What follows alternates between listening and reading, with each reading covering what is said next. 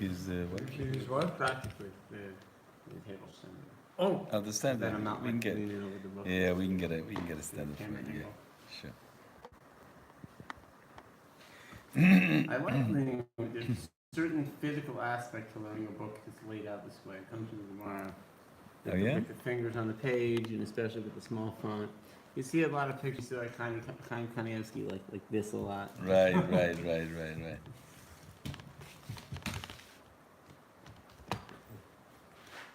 Okay, bechavod.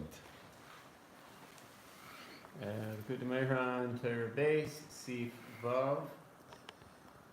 Yitzarech val echad lechavim v'tevilasoi. We all need to focus on when we pray.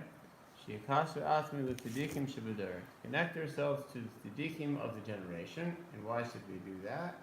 Ki kol tzadik shebedor hu b'chinis Moshe Mashiach. Because every tzaddik, every righteous, unusually righteous person in the generation has within them this attribute of Moshe Mashiach, which for now we're going to keep as one unit. Well, we may change that over the course of the lesson, at least explore why these two things are put together like this. But in a brief review of these concepts, first of all, we've been trying to pray like Mashiach this entire time. We've been learning this Torah. So what's the difference that now we're hearing that every tzaddik is Moshe Mashiach and therefore we should connect with them? We explained before that for most of us there's sort of two separate stages of this format of prayer. One is where we're doing this sort of self-help aspect of it, where we're building ourselves up to the level where we can actually affect other people by accessing the city of Mishpat and improving things up there, learning halachas so that we can have power to improve things up in the city of Mishpat and thereby improving the emotions everybody gets sent throughout the world. See previous lessons for how exactly that works. And by Moshe Mashiach and every tzaddik that has this attribute of Moshe Mashiach, it's not your Moshe Mashiach, but Moshe as in Moshe Rabbeinu, who brought the Torah down, and Mashiach, the ultimate savior of everything, is that in their self-help work, because their soul is connected to everybody else's soul, they help everybody else too. It's not just like I'll help other people when I can get to it kind of thing. So we discussed last time how do they make this connection between their souls and other people's souls, and one concept that pertains to our lesson is that they learn merit on other people. They judge others favorably. Not only they regard others favorably in a casual way, where the Yetzer Hara could still come and try to argue with us and say, well, it's nice that you have a general nice feeling about this guy, but what are the details? He's really such a good guy. No, specifically that we compose very well-argued cases why everybody around us is actually a really, really good guy. Not just in general, but also according to all the laws of Judaism. And so that's one of our major focuses when we're learning Halacha. So then, Rabbi Nachman continues.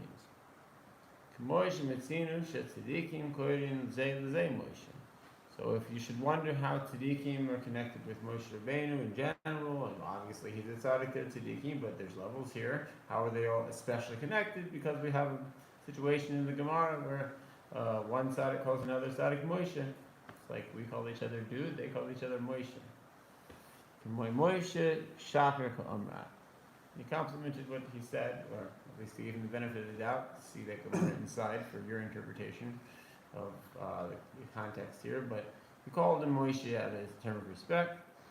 And then Rabbi Nachman continues and said, Moshe zeh b'chinas Mashiach. Oh, great, Moshe is connected with Mashiach. Is this news? Haven't we been learning about the Mashiach the whole time? And now he's mentioning Moshe, and he just said b'chinas Moshe Mashiach, so it's this one unit. And then he sets up how tzaddikim, they have this special attribute of Moshe, and when we connect with them, it's like we're connected with the person of Mashiach. So already we have a pretty good connection of Moshe and Mashiach.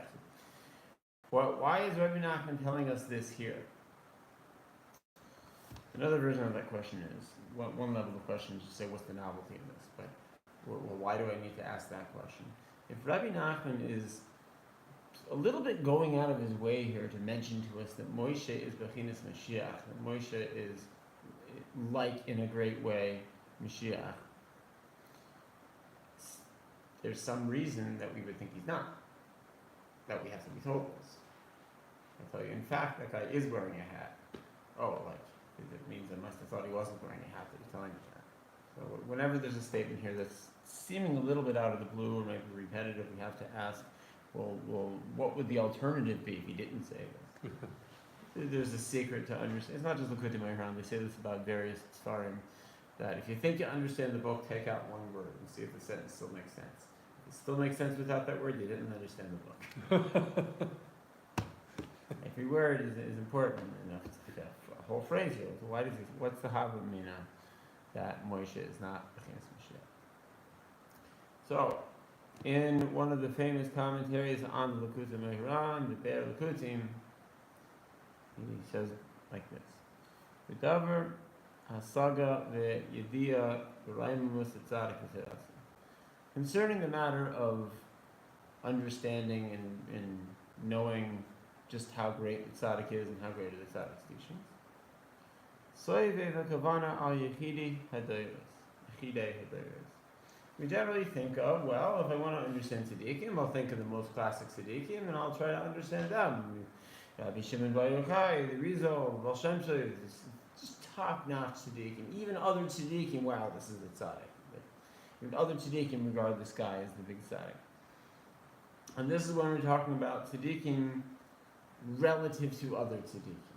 They are amongst tzaddikim in general. This is the greatest example of a tzaddik. They're sort of the same thing. We're saying that they're both a tzaddik, just this one's better.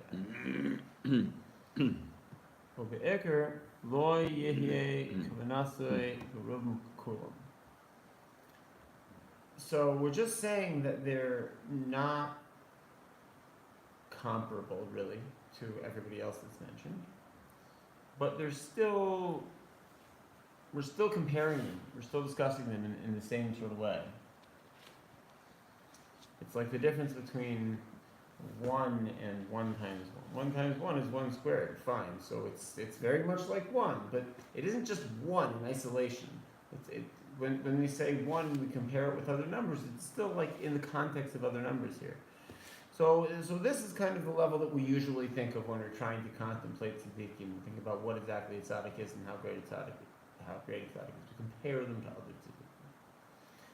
Except here he says, Zulas al Moshe Mashiach va'as Moshe anu mechachim elav. So first I'll translate the sentence directly and then we'll break it down a little bit because I think there's sort of 2 clauses here. Except for Moshe Mashiach, which for now we're compacting into one, and I'll break apart in a second. The Atzma himself, Sha'ana Mekachim Yelav, that we're waiting for. So the first half of the sentence, it seems to me, is Zulas al Moshe. Nobody says about Moshe he's the greatest tzaddik. It's like sort of not even relevant to say. He's just a different thing altogether. He's like the first one. Like everybody in the world knows who Moses is. Not everybody in the world, at least not yet, knows who Rabbi Shimon Bar Yochai is. Moshe is just it's something different. He's the first. There's not like a second first. He's the one who brought the Torah down. The one who went on the mountain. You can't replicate that. Actually, the only guy to ever replicate it was Moshe himself. When he brought the tablets down the second time. Nobody has ever replicated that. And even if they did, they'd say, "Oh, he's copying Moshe." It's like what Moshe did. It would always go back to Moshe. So this is one additional level of uniquity. And so if we're really considering what a tzaddik is, we have to think not only tzaddikim compared to other tzaddikim, but take it out of our own thought process and just go to Moshe, this ultimately unique thing. Then the second portion of the sentence, Mashiach ba'atzmo sha'anu mechachim elav. Then there's Mashiach, who also is unique. It has another factor of uniquity that seems sort of comparable to that of Moshe, which is that he's going to be the one to fix ultimately all the problems. So that'll be a unique situation here. Once there's no more problems, I don't think we'll have much reference point for that there. We won't say, well, he's the best problem solver. He's the one that made them all go away. It's like 0 in the multiplication. It's just all, there's no number like 0. There's no comparison to someone like Mashiach. But there's also another factor here, and this perhaps is why one might think that Moshe is not on the level of Mashiach, or is not comparable to Mashiach in some way.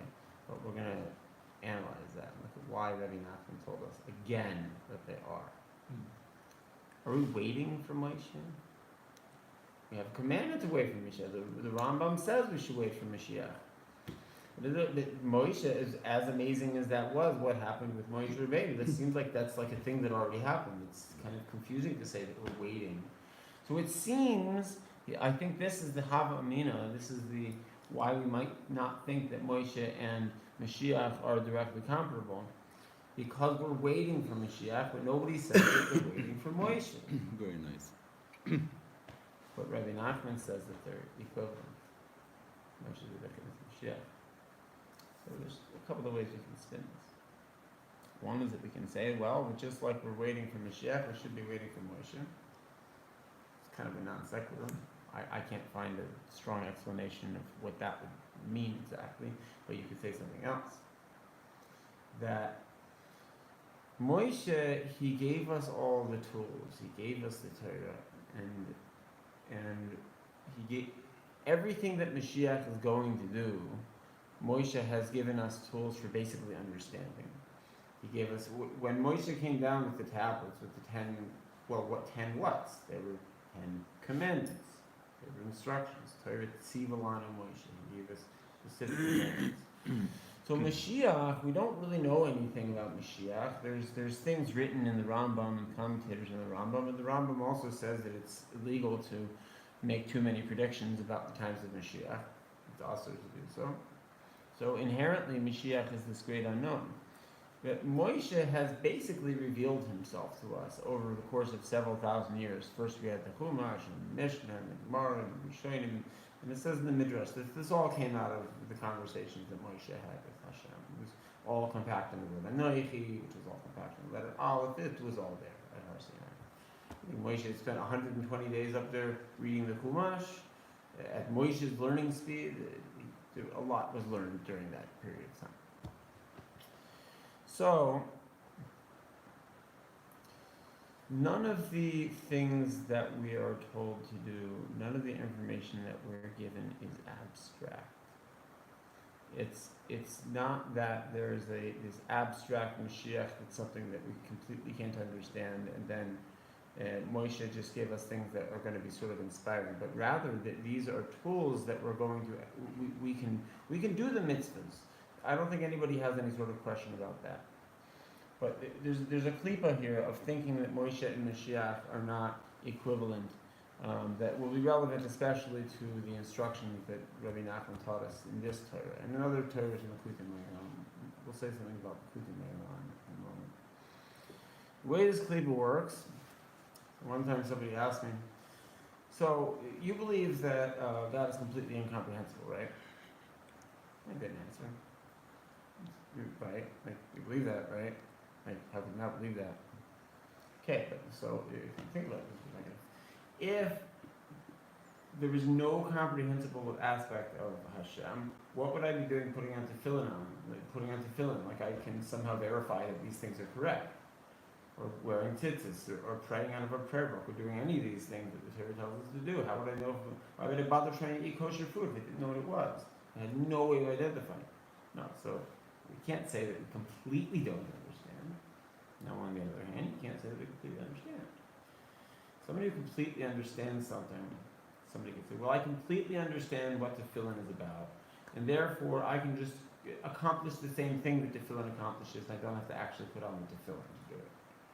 Or this could go on any mitzvah, this could go on bris milah or something like that. I don't actually have to do the physical mitzvah because I get the concept. No, we don't think we completely understand, but we can partially understand. This is Torah Tzivon and Moshe.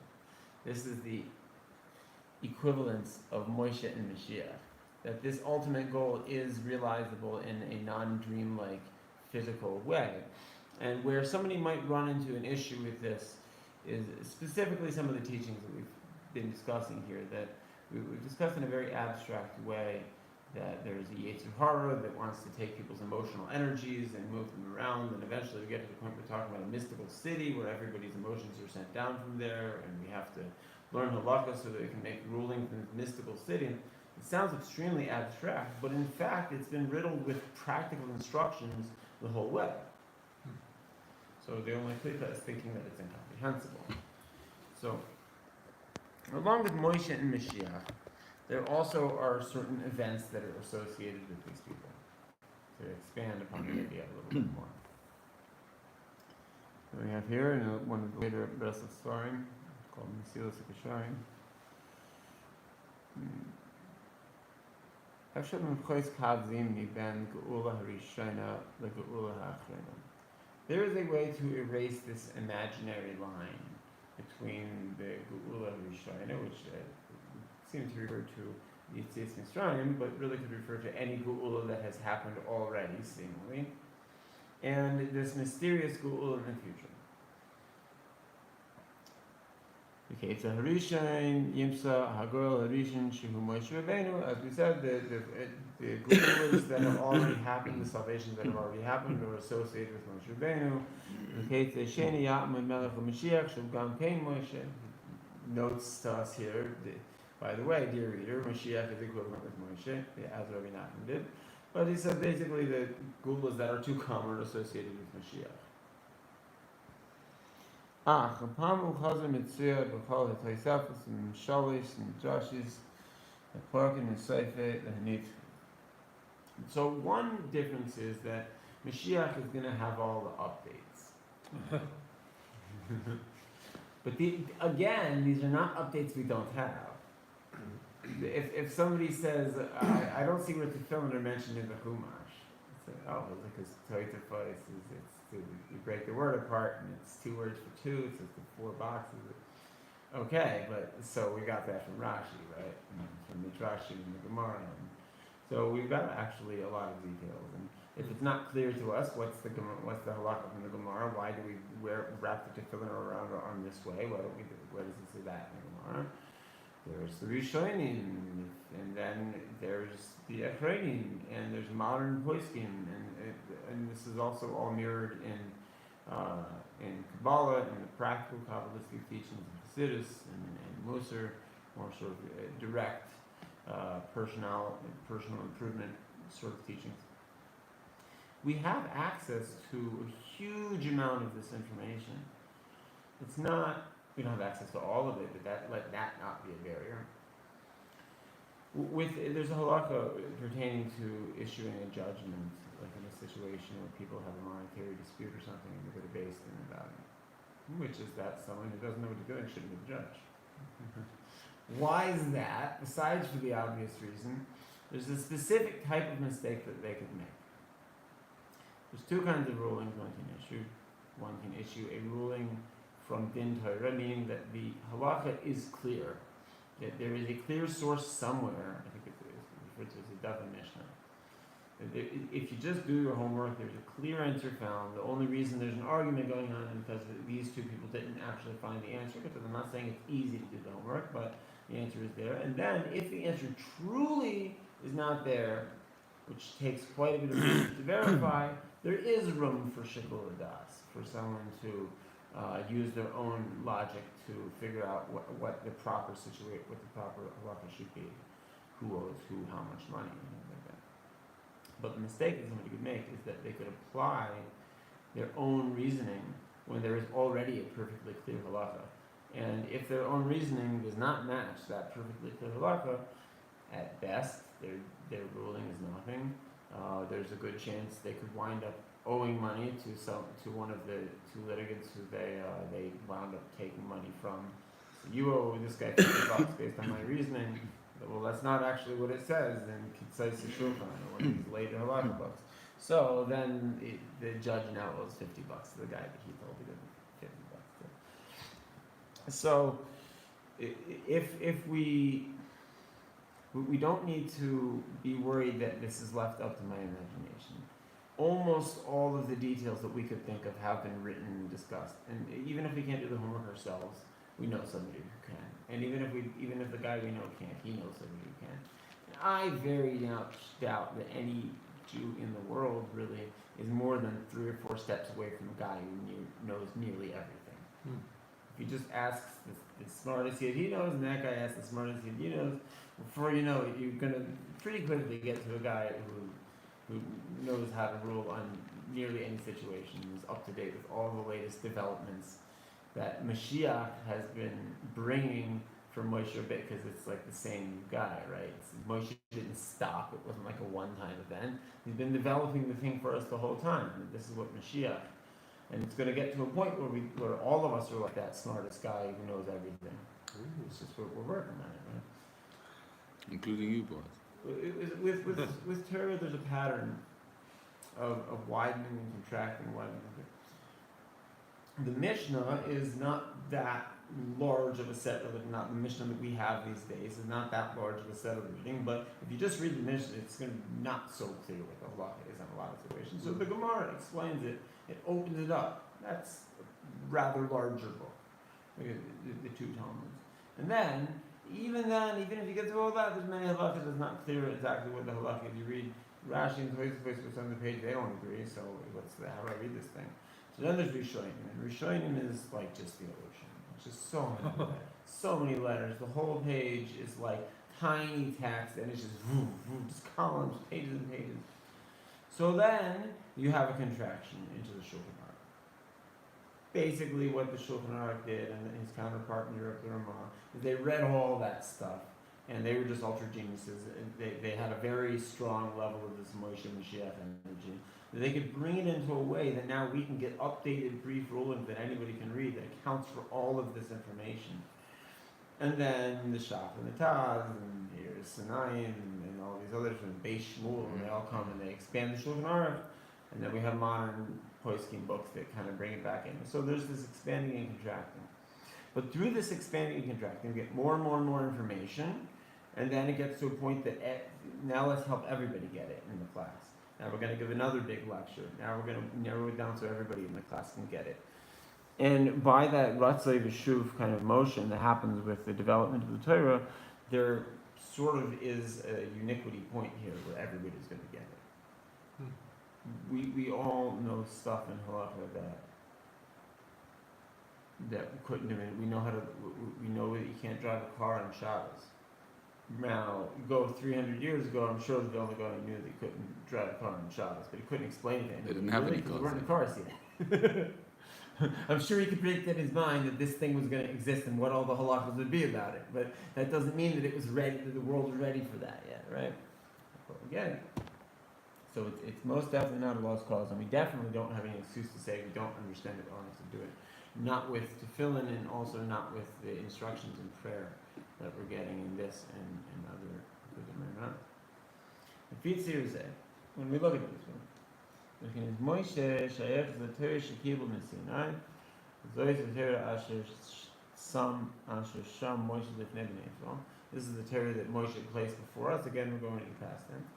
Ulam Mishiyasig is Bechinas Mashiach. When we grasp onto this Mashiach energy, now we're going to get the completion of the understanding of the Torah. But we'll see something in a moment, that it isn't just more information, that now we get better and more. What does it mean that we get it better, that it's contracted so everybody can understand it?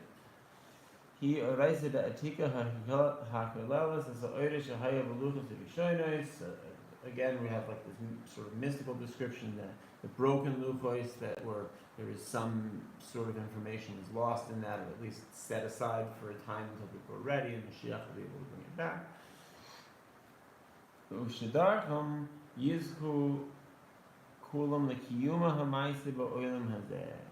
going to be able to do all of the stuff in the Torah. That's the most awesome thing. With the temple, the Beis Mikdash, and so what comes with the Beis Mikdash? That when you do all the Kabbanos at the right time, it makes it so that everybody in the world, like we saw in Shlomo Melech's time, there were difficulties that occur in peacetime are what took place with Shlomo Melech, but he had peacetime in the whole world, and a good part of that was that he had the Beis Hamikdash, as well as he was a good diplomat. But the Beis Hamikdash makes it that everybody gets enough to eat. Ever get hangry? Hangry, right? Hungry is angry. So there's whole places in the world like that, right from Islam. Everybody there was hangry and has been for a long time. So let's take a Beis Hamikdash. If we take the Torah as word for what the Beis Hamikdash does, well, it's going to have everybody in the world to have enough to eat. So that's one less thing to fight over in a major way. Although I would actually take it one step more personal with this. We talked about tefillin, we talked about tzitzis. These are both things that accompany prayer. The primary time that we wear the tefillin is during prayer, and it focuses our mind and our hearts for prayer. But imagine you could pray, and you could just pray and do stuff just right away. There's lots of stories of that in the Chumash. I mean, there were times when Hashem was going to destroy everything, and Moshe prayed and he fixed it, and he literally saved everybody. There are times in the Gemara when there was a drought, and Kohanim idol sits in a circle, and he prays and it starts raining. He just prayed it into raining. It sounds like a fairy tale, but imagine for a moment actually being able to do that.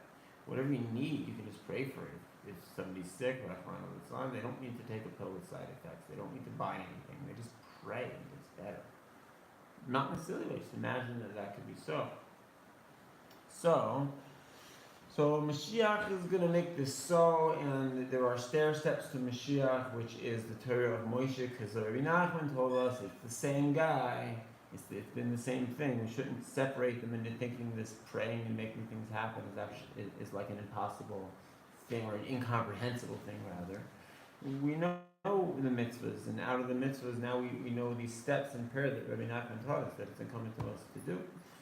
So then, but it's sort of like going to the gym. Reading a book about going to the gym doesn't make me bust a day, right? I do need to understand how to do the lift so I don't hurt myself, but just knowing how to do it doesn't actually do the thing. I have to actually lift the weight.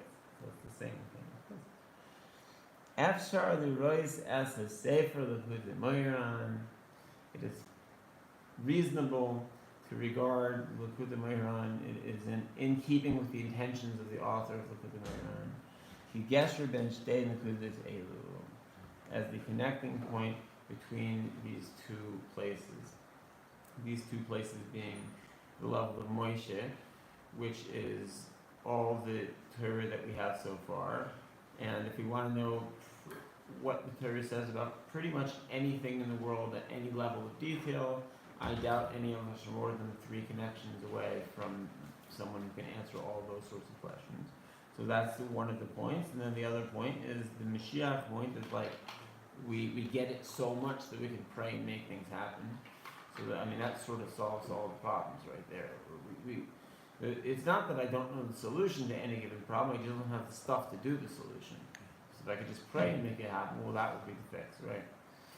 So that's a partial explanation of Mashiach. And then the connection between all this information and the ability to pray and make things happen is what we're being taught in L'Chud Moiran, which today was that Moshe is Bechinas Mashiach, that there is no... we should not think that it's completely incomprehensible to do this thing Mashiach does, because Moshe taught us how to do it, because it's the same guy.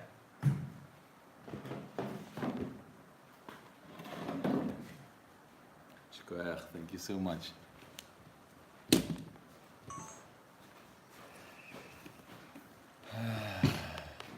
It would be nice to get some traction on Siv. What were you saying? You're on Siv Vav? You're on Siv Vav. Torah Beit, Siv Vav. Torah, yeah, but Torah, the second paragraph, yeah, the second Mamar. The second Mamar. Yeah. It seems like we were a lot longer on the second one than the first. I don't know. Yeah, that's because we weren't doing more Hebrews, so Yeah. When I was just explaining on a more shot level, we went through the What? No. Yeah, we were using those stuff.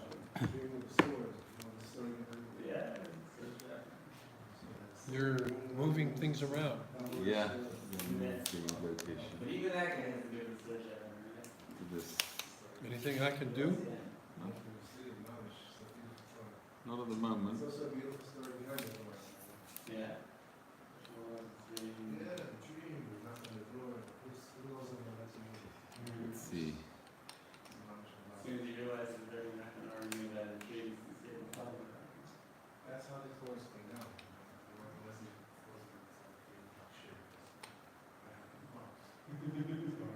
Yeah, yeah. And then Torahimo came from the whole story of, Torahimo is the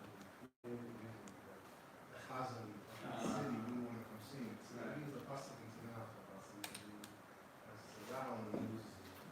And they found it. Next week they found out. It's just every farmer has. It's only like. Okay. You get a guy like said a word wrong in public and he kept happening and then maybe not going to the guy what he said. That's what it is. Yeah. Rosh Hashanah, he gave Torah like Rabbi, sunset. Yeah. So that just like was a kind thing. The rest was like stories that were just happening. So, oh, not just like a show for Nora. It's their way. You know? Yeah.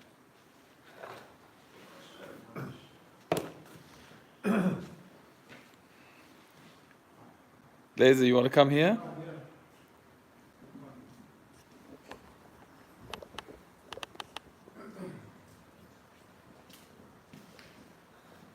If you sit on this chair on the left. Playing music.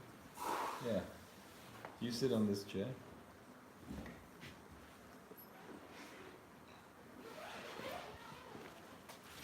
Let's see. That's not gonna work. I wanted to bring this pick and I forgot it. I'm driving. It's like, so it's like, I'm driving. I see this like, Ah, that's funny.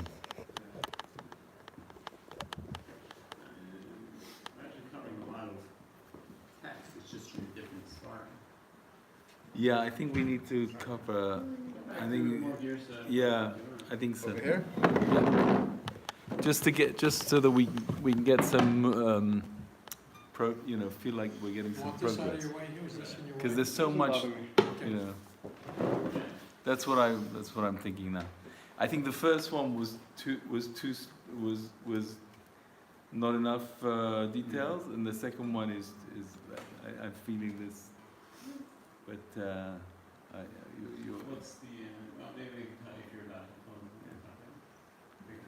thank you. Okay. Shalom Aleichem. Salam alaikum. Guys, we have a treat for you. We have a real treat for you. Normally at the Alshech Academy, we have lots of very serious and deep, meaningful lessons based on the beautiful wisdom of the sages. And today we have something different. We have a dear friend who, can you just pass me that a second?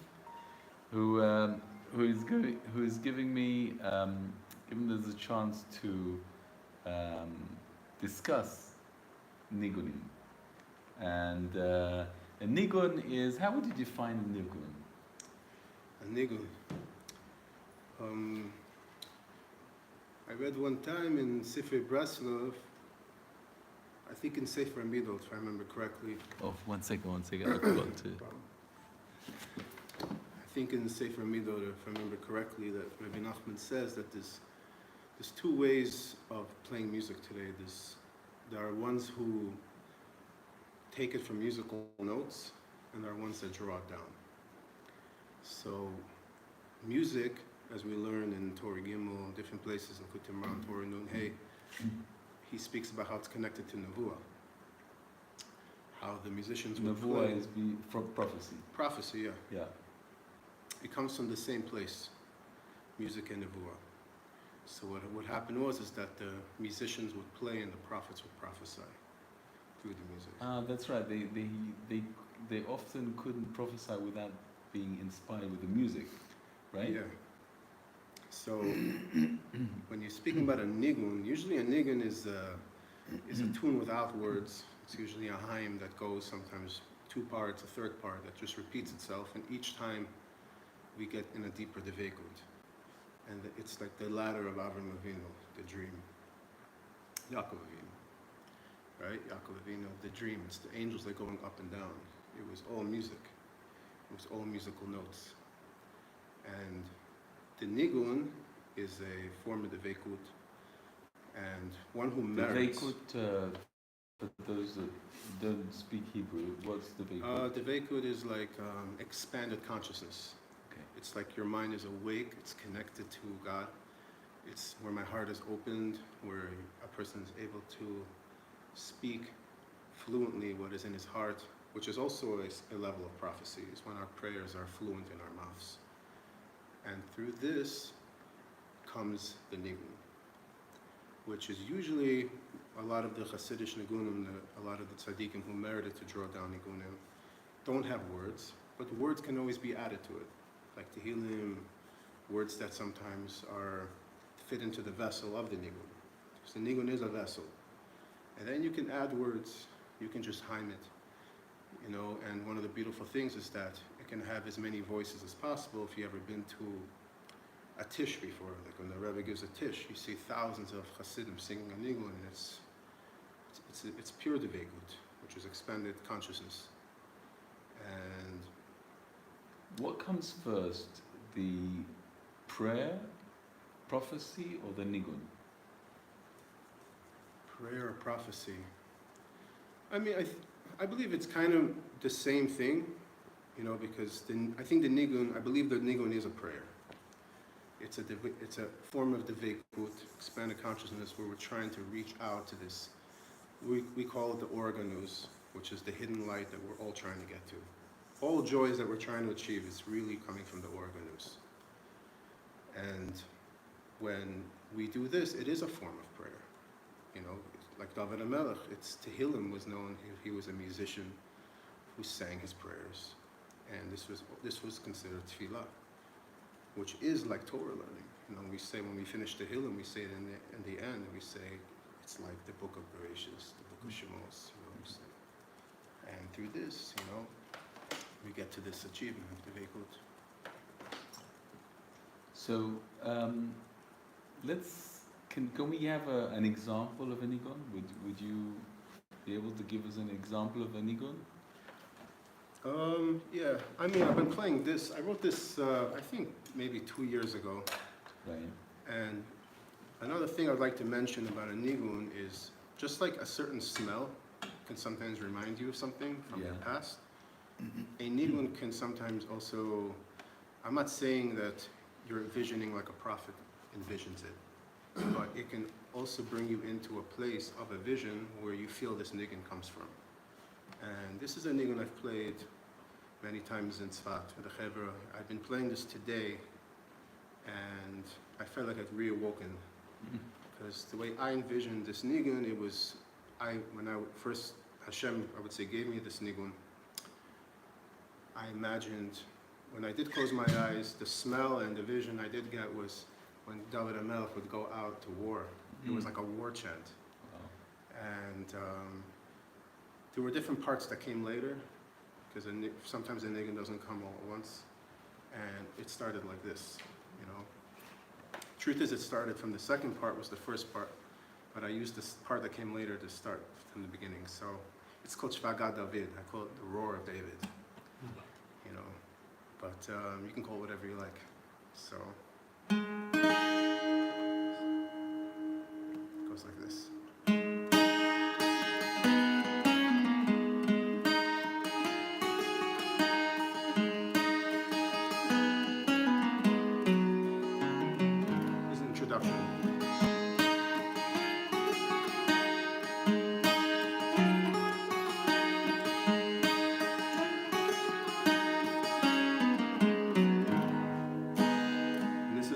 Part that came, it went like this.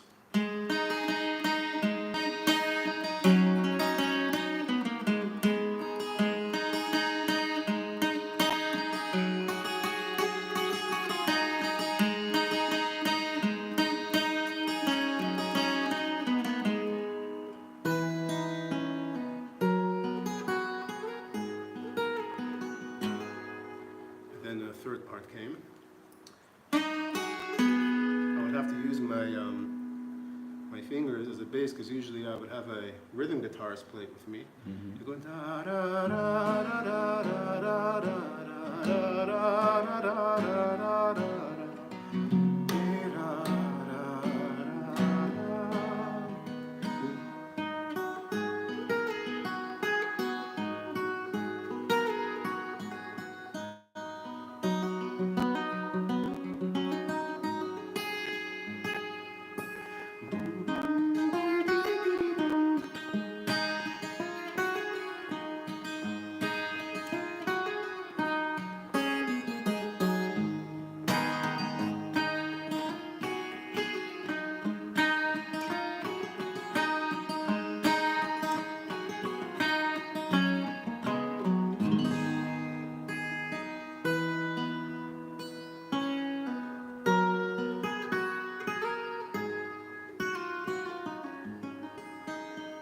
And it repeats itself. It's got a beautiful Yeah.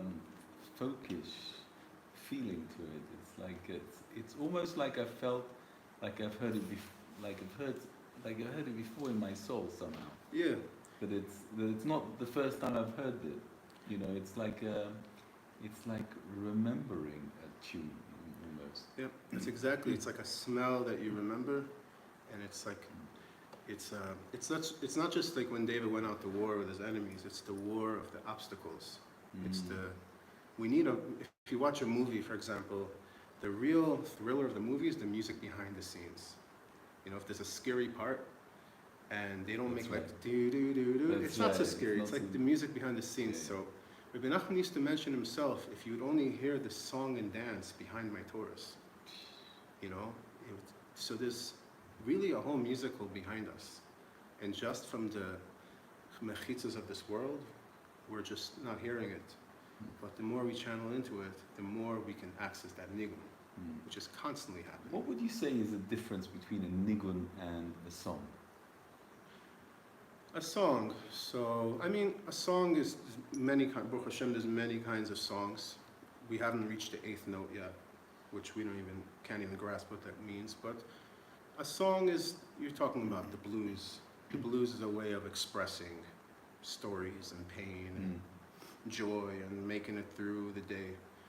You know, and you have today, the way I see the musical industry, how it went from the 60s, which was this peace and love era of music, and then it went to the 80s, which was angry. A lot of people were angry. It went from peace and love to like the opposite. Right. And then at the 90s, it got even more angry. But if you look at, now we're getting closer to the Geulah, if you listen to the music that's around the world, it's more emotional. It's more between this Indian of Nukva, you know, this masculine and feminine aspect. It's always these love songs, or people are expressing their brokenness, they're far away. All the country songs, all the pop songs, it's always about being separated from this. The truth is deep inside the Indian of Shechina, but we can see where the Shechina is holding in the world through the music, you know, which was lost at Babel. You know, we had to hang our harps. The music was lost. All the songs we're hearing is originally from the sparks of the temple, you know. So, nigun is a kind of meditative prayer, would you say? Yeah, you can see that anyone, even if you don't have a fine voice, you can always join the voices of many, because the voices of harmonies will elevate your voice. It's a way of peace and love, because anyone can show up to a music circle and join the music. His voice, even if it's not a beautiful voice, will be elevated through the combination of hundreds or thousands of voices that come together.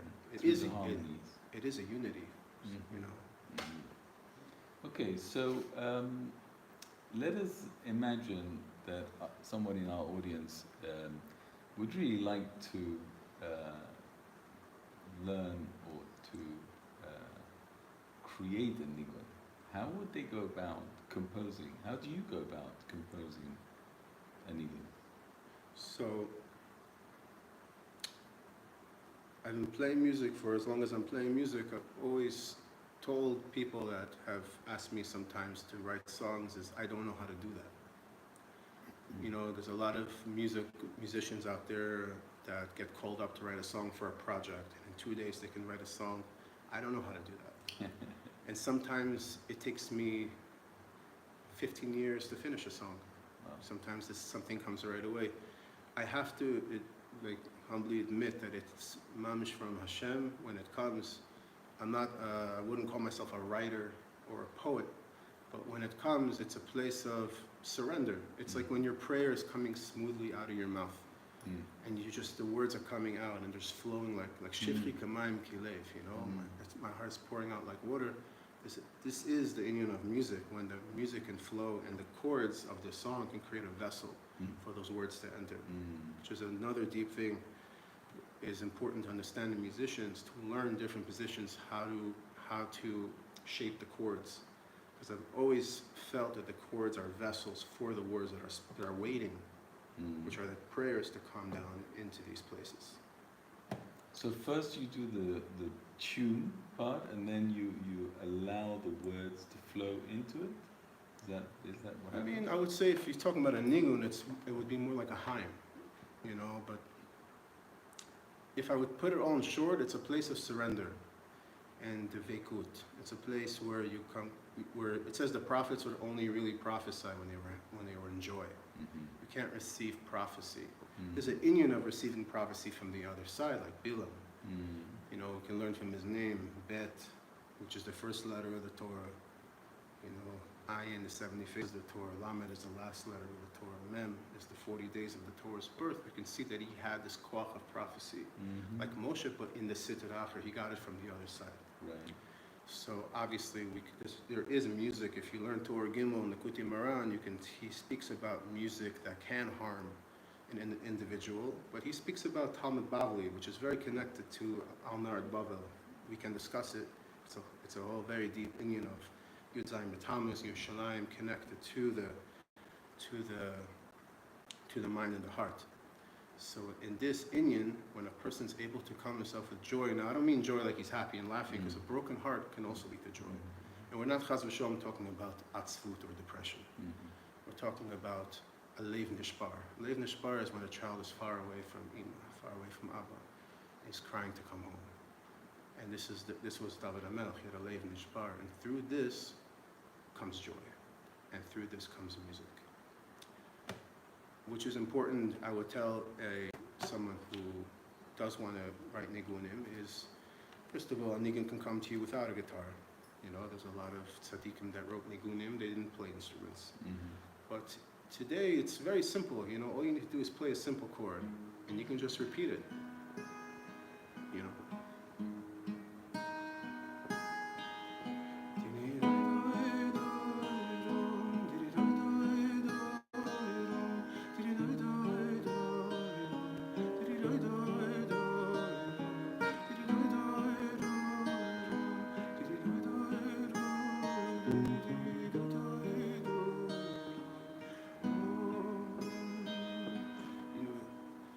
Just go.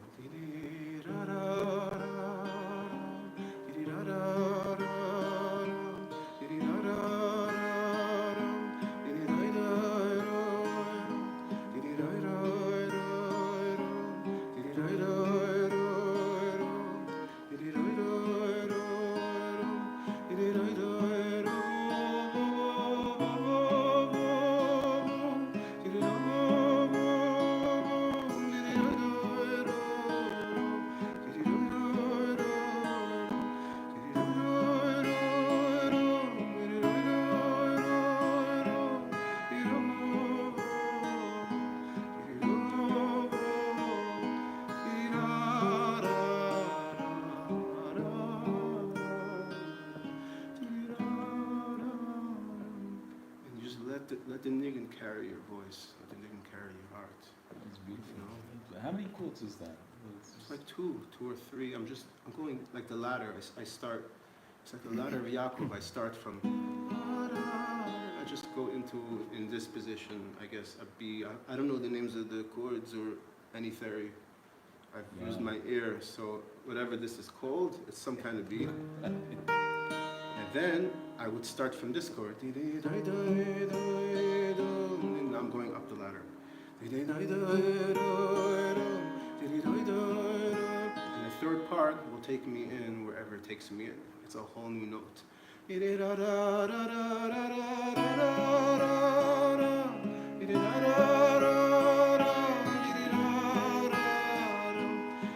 This niggun was actually came by the Arizal, this specific niggun, yeah. The niggin came to you from Yeah. when you were At the Arizal, walking up without a guitar. Uh-huh. And I quickly ran into somebody told I went down to the Arizal Arab Shabbos to do a mikveh, and it was like very packed. Mm. And instead of going back up, I said, you know, I did come down here for nothing. Let me go do maybe a tikkun klali by the Kavari. And then when I went, the truth is, somebody told me to write a nigun for Ani Bekoach, who he has this Indian of doing it 7 times. I said, I don't know how to write a nigun. It has, like what I explained before, it needs to come. He said it will come.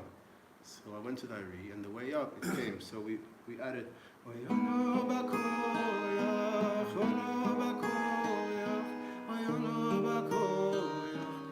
Kabbalistically, there's an Indian to do each pasuk 7 times. I don't know the source of it, but I'm sure it's there.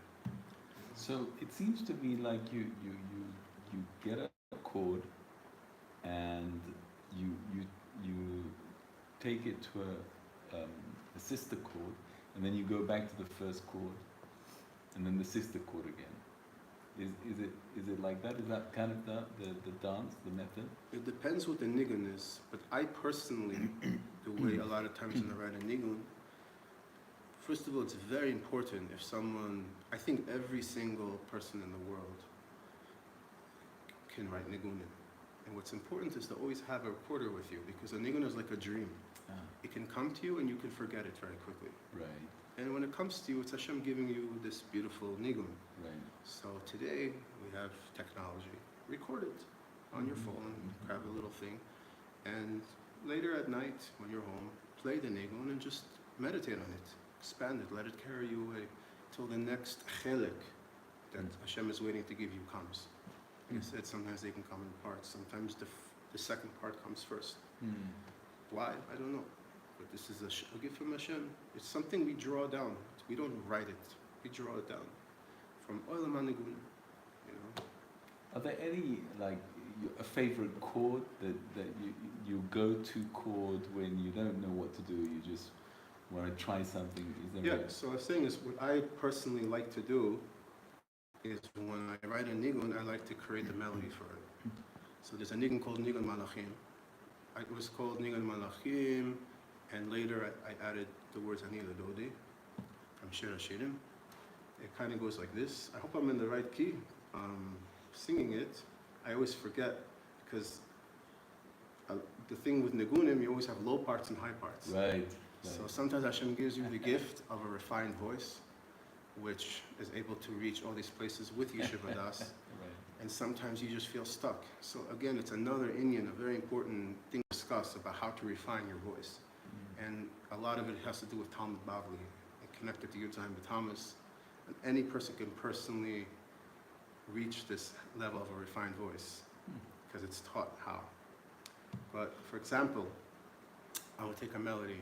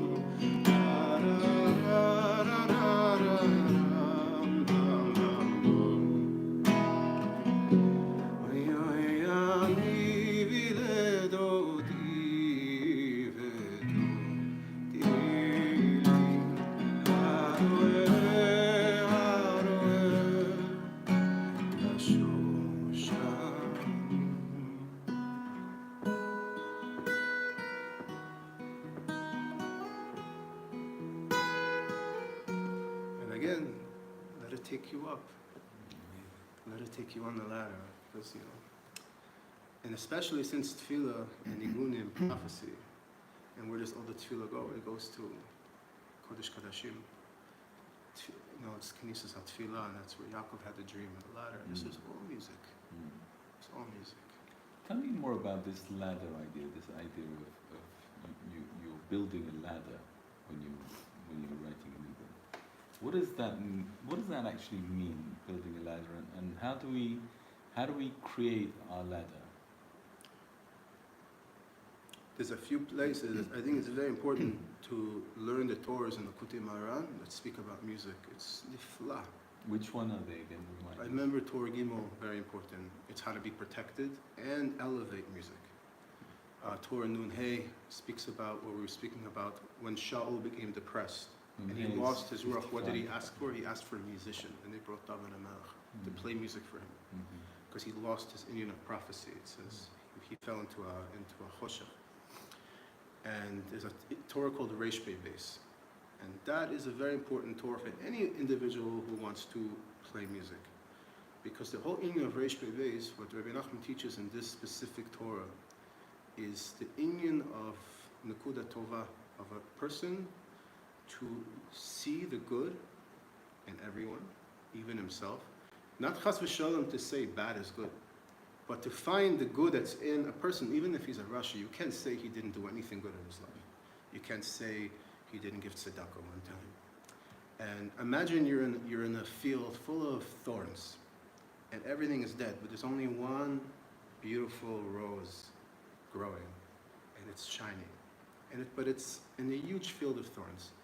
If you only focus on that rose, then that's all you see is that rose. The thorns, maybe in the side you can see some thorns, but really, all you see is the rose. Al Yudei Zeh, right?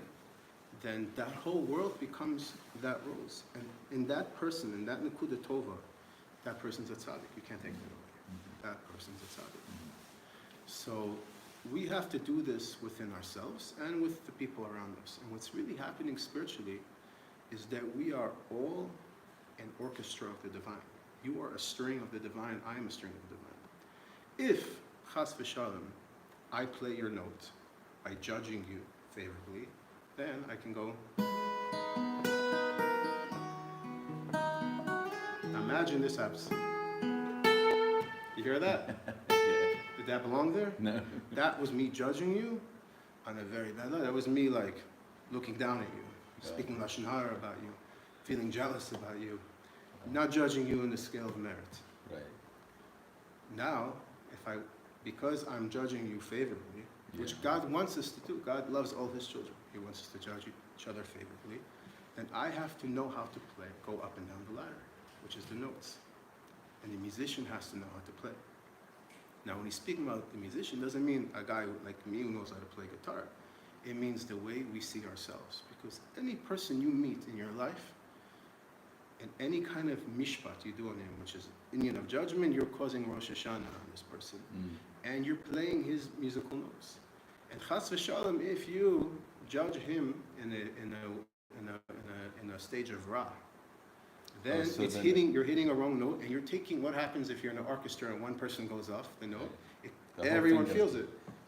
So by judging another person, you're interfering with the harmony of his tune to Hashem. And it takes everyone off. Because when I'm in a band and the drummer goes off, which is the pulse, it's a whole different thing, which is the tikkun klali. It's the 10 pulses that have to beat evenly. Now, if I go off tune, my whole band's going to be like, everyone in the crowd is going to start like, yo. I'm taking everyone out of the devekut. Because the power of the musician, he has the power to change the mood of the listener. Now, if I hit a wrong note, then your mood changes. Your mood starts suddenly, forget,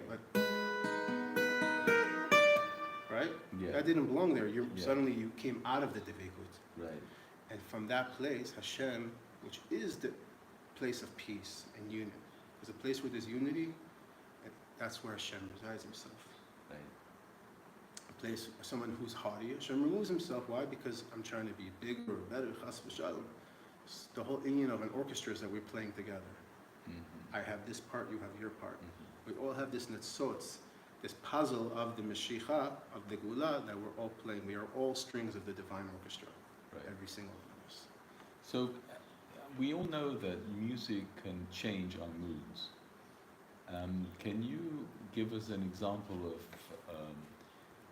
where you have seen the world change as a result of either your music or somebody else's music? I mean, personally, my music, I don't think made it far out of Tzfat. I think my music stayed in the city. Most of the music I've personally written is written in Tzfat. It's not called Negunim of Tzfat. But if you're talking about like someone like Reb Shlomo, and I must add from this Torah, Reish Pei Beis, he says, Beferish, one who's able to see the good in every single Jew can write music, can play music. He says it Beferish, you can read it.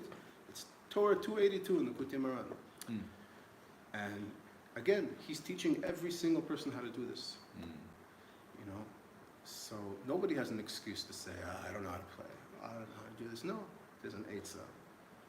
You know, you can fulfill it. It's a recipe, and every single person can achieve this. Every single person has nigunim and prophecy and tefillah. You know. So you're guaranteeing for us that Not me. I'm quoting from that the. all we have to do is Yeah. have a good eye on others, and then that will allow us to write music. Again, we shouldn't say that bad is good. It's a big mistake some people have in the Torah. It says you should judge every person righteously. You shouldn't say, you're doing. He's saying you should find the good that's hidden within the bad. This person, he's a bully, he's evil, but he gives tzedakah every day. Focus on that. He says just by focusing on this person's nekuda tova, you can make you basically you're watering this flower, this little flower that he has covered in his thorns, which is his sins and his bad deeds. And you're pouring water in it, and suddenly another flower pops out, and you make it blossom until these beautiful flowers cover all these thorns, and you can mamish bring him to the scale of merit, where he's a complete. Would you say that Shlomo Karlach was sort of the epitome of a master of nigun? He has to be. His Nagunim is pure Ruach HaKodesh. And we can see that one of the Nekudas he has was he did love every single Jew. Everyone can say this about him. It's one of his midot was he loved every single Yid. And you can see that he was able to draw down Nigun Ruach HaKodesh. Now, I have to also add on to that is he wasn't such a great guitar player. No. If you watch him play, he didn't know how to keep a strum. Or had a great voice, you know. He didn't know how to keep a strum. Yeah. He didn't know, I'm not saying his voice wasn't, but his voice was more beautiful than any voice, his nigunim, because it had chen. It had chen, it had kavod olekim, and it was nigunim ruach hakodesh. And I 100% believe that this came from Reish Pei Beis. That he makayim this Torah legamri, that he was able to mamish look at you, and no matter who you were, and just like find that flower inside of you, and he would just make it blossom. And that's why he was able to make so much chosr b'tshuva. Can you share with us an incident that affected you as a result of hearing a nigun? Like Reb Shlomo. Anybody's. I mean, the first time I heard Reb Shlomo, like I always heard Reb Shlomo in the background, but the first time I got the essence was I was in Shabbos Chanukah in Uman. It was a heavy snow, and that whole, I feel like that time Rabbi Nachman gave me a gift. He gives you presents when you come. He gave me like Reb Shlomo. And I was, if you remember Moshe Geller, he was like my roommate. He was just telling me stories, and this other good friend of mine, a Kohen. But when I was leaving Uman, it was like heavy snow. I was on the bus, and somebody put back there was an iPod. And I started hearing him say stories, and the mamish opened up my heart. It brought me to tears. It brought me to the Veikut, and I started hearing music coming from a whole different place. I grew up listening to music, professional, famous artists, top of the line. But here's a guy who's simply strumming a guitar, and anyone can do. Beautiful chazanu voice, but the penetration that it did was beyond. It did give me an aura sachuvah. And it changed the whole inyan of where music comes from. It gave me a lev nishbar, which leads to joy, and teaches you this inyan of prophecy. Mm. You know, Talk about a little bit more about this lev nishbar, because it seems as if it's something that is negative, but it's the source of so much positive. This broken heart, this idea of broken heart. well, if you Dabru Alev Yerushalayim, right? It says that David HaMelech would wake up midnight. He knew when midnight was. Even Moshe didn't know when midnight was. David HaMelech knew when midnight was because a northern wind would play on his heart. It was the music that knew exactly when Chatzos Laila is. And that's when Rachel Ameinu can come out and express herself. That's when Hashem goes into Gan Eden and he sits and plays and sings with the tzaddikim. It's a very sweet hour, and I can understand why somebody would want to know when that is. David HaMelech merited to know exactly when that is, because the northern wind, the place where they say evil comes from, which will be good in the end, there's going to be, the Zohar speaks about, it's going to be a tremendous minahapachu, it's going to be a mamish place of tov. From this place itself, the wind would come play on his harp and he would awaken, and he would sing music. Now, what does it mean when you wake up Chatzos? What are you mourning over? We're mourning over the temple, but what is the temple? If you speak to me in reality, I would say the temple was a beautiful building in Jerusalem. Am I really crying over this destruction of a house? What is my real destruction? What is my real tsar? What is my real pain? It's a destruction of myself. The Chuban Yerushalayim is here.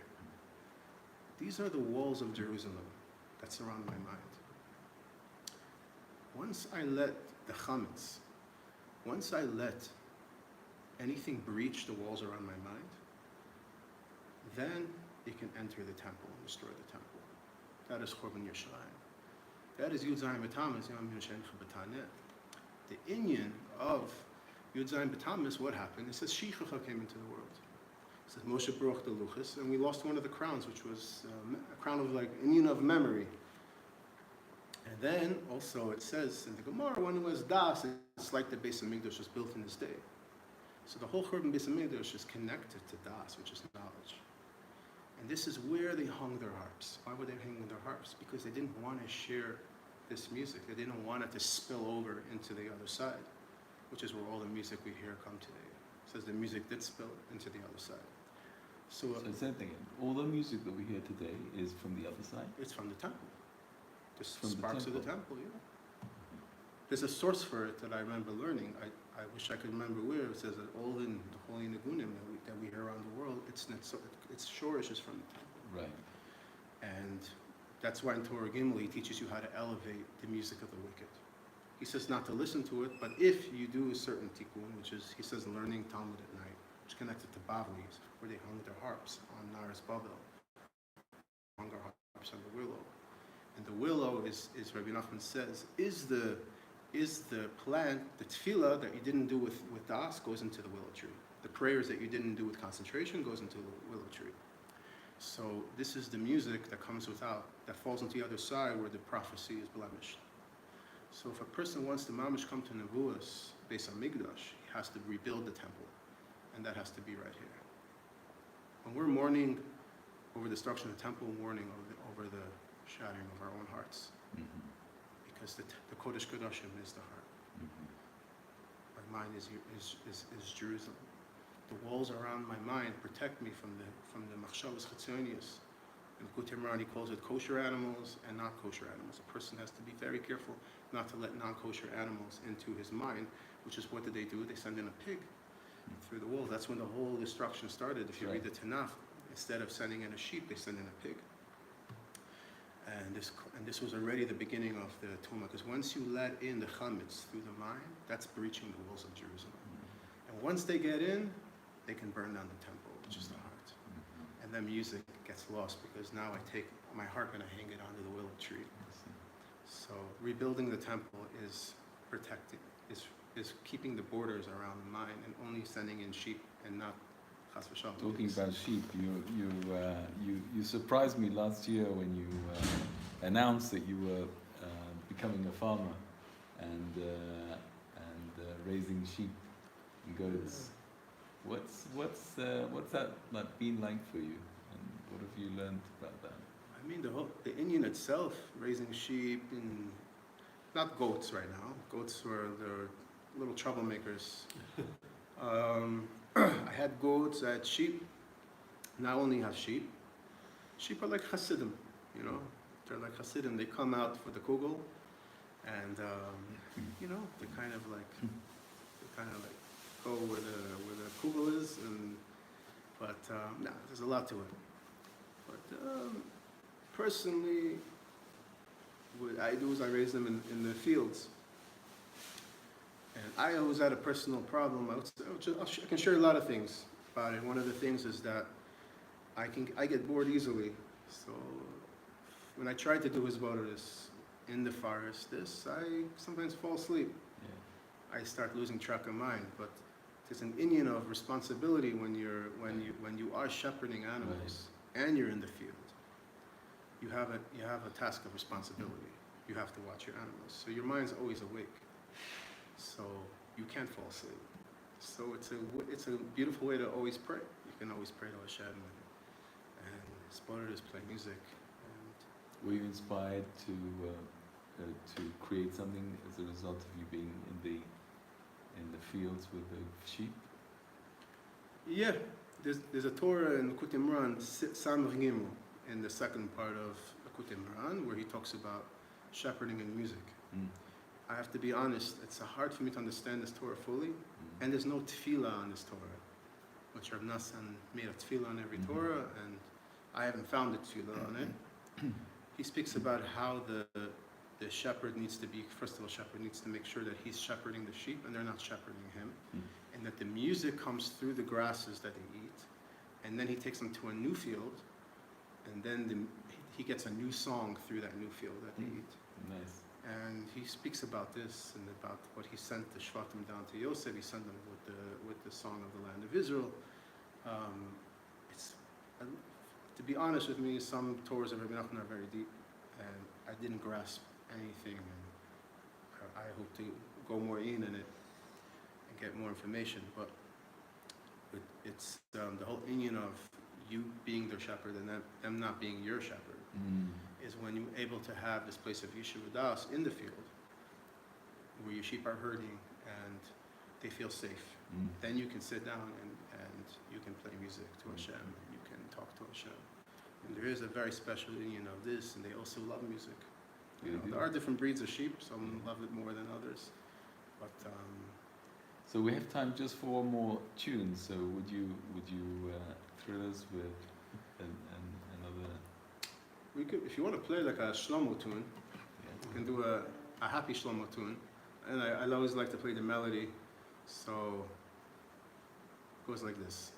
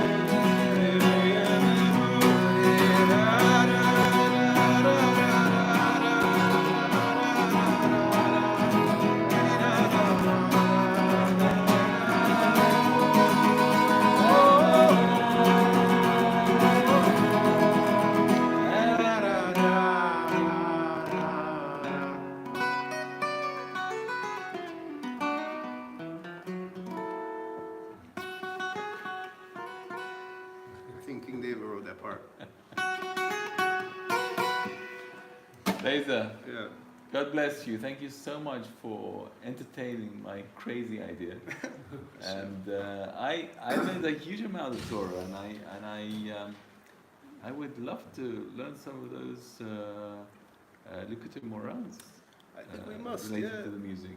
I remember when I first came to Tzfat, I was inspired to ask Rav Afshi Weingart to teach us about music, and we never got around to it, but I always felt that there was some magical Torah there to be learned, and I look forward to be able to learning those Torahs, and hopefully at the Alshech Academy we'll be able to share that with the rest of the world. Zvat Hashem, mamish. It's so important, and it's such a gift that we have these Torahs, and it's for every single person. Every single person can fulfill these eitzes. I call them recipes, Right. like recipes. You put this together, you get this. You do this eitzah that the tzaddik tells you, you do this eitzah, and you come to this result that he tells you can reach. You know, if I can remind the Torah Gimel, Torah Nun Hey, Torah Reish Pei Beis, Mamish, and if someone can learn Torah Samach Gimel in the second book, explain to me what he means by that. I would be so happy to hear some chidushim on that. Please God, let's try to organize that. Let's do it, B'ezrat Hashem. Thank you so much. Thank you.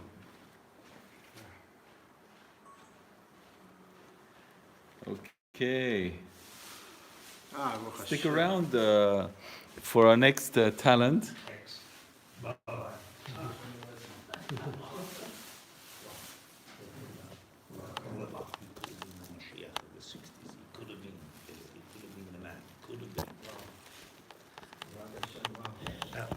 Where do I sit? Over here. Yeah. Give me a minute to look. Yeah, but when I finish, turn the camera, the recording camera off immediately. I will. Thank you. I Thank just you. picked it from right here. Okay. Thank you.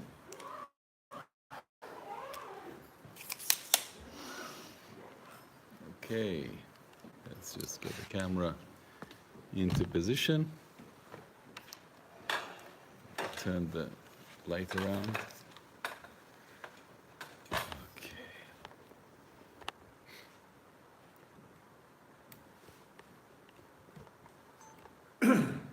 This is an article of mine that was printed on the subject of the world before the flood.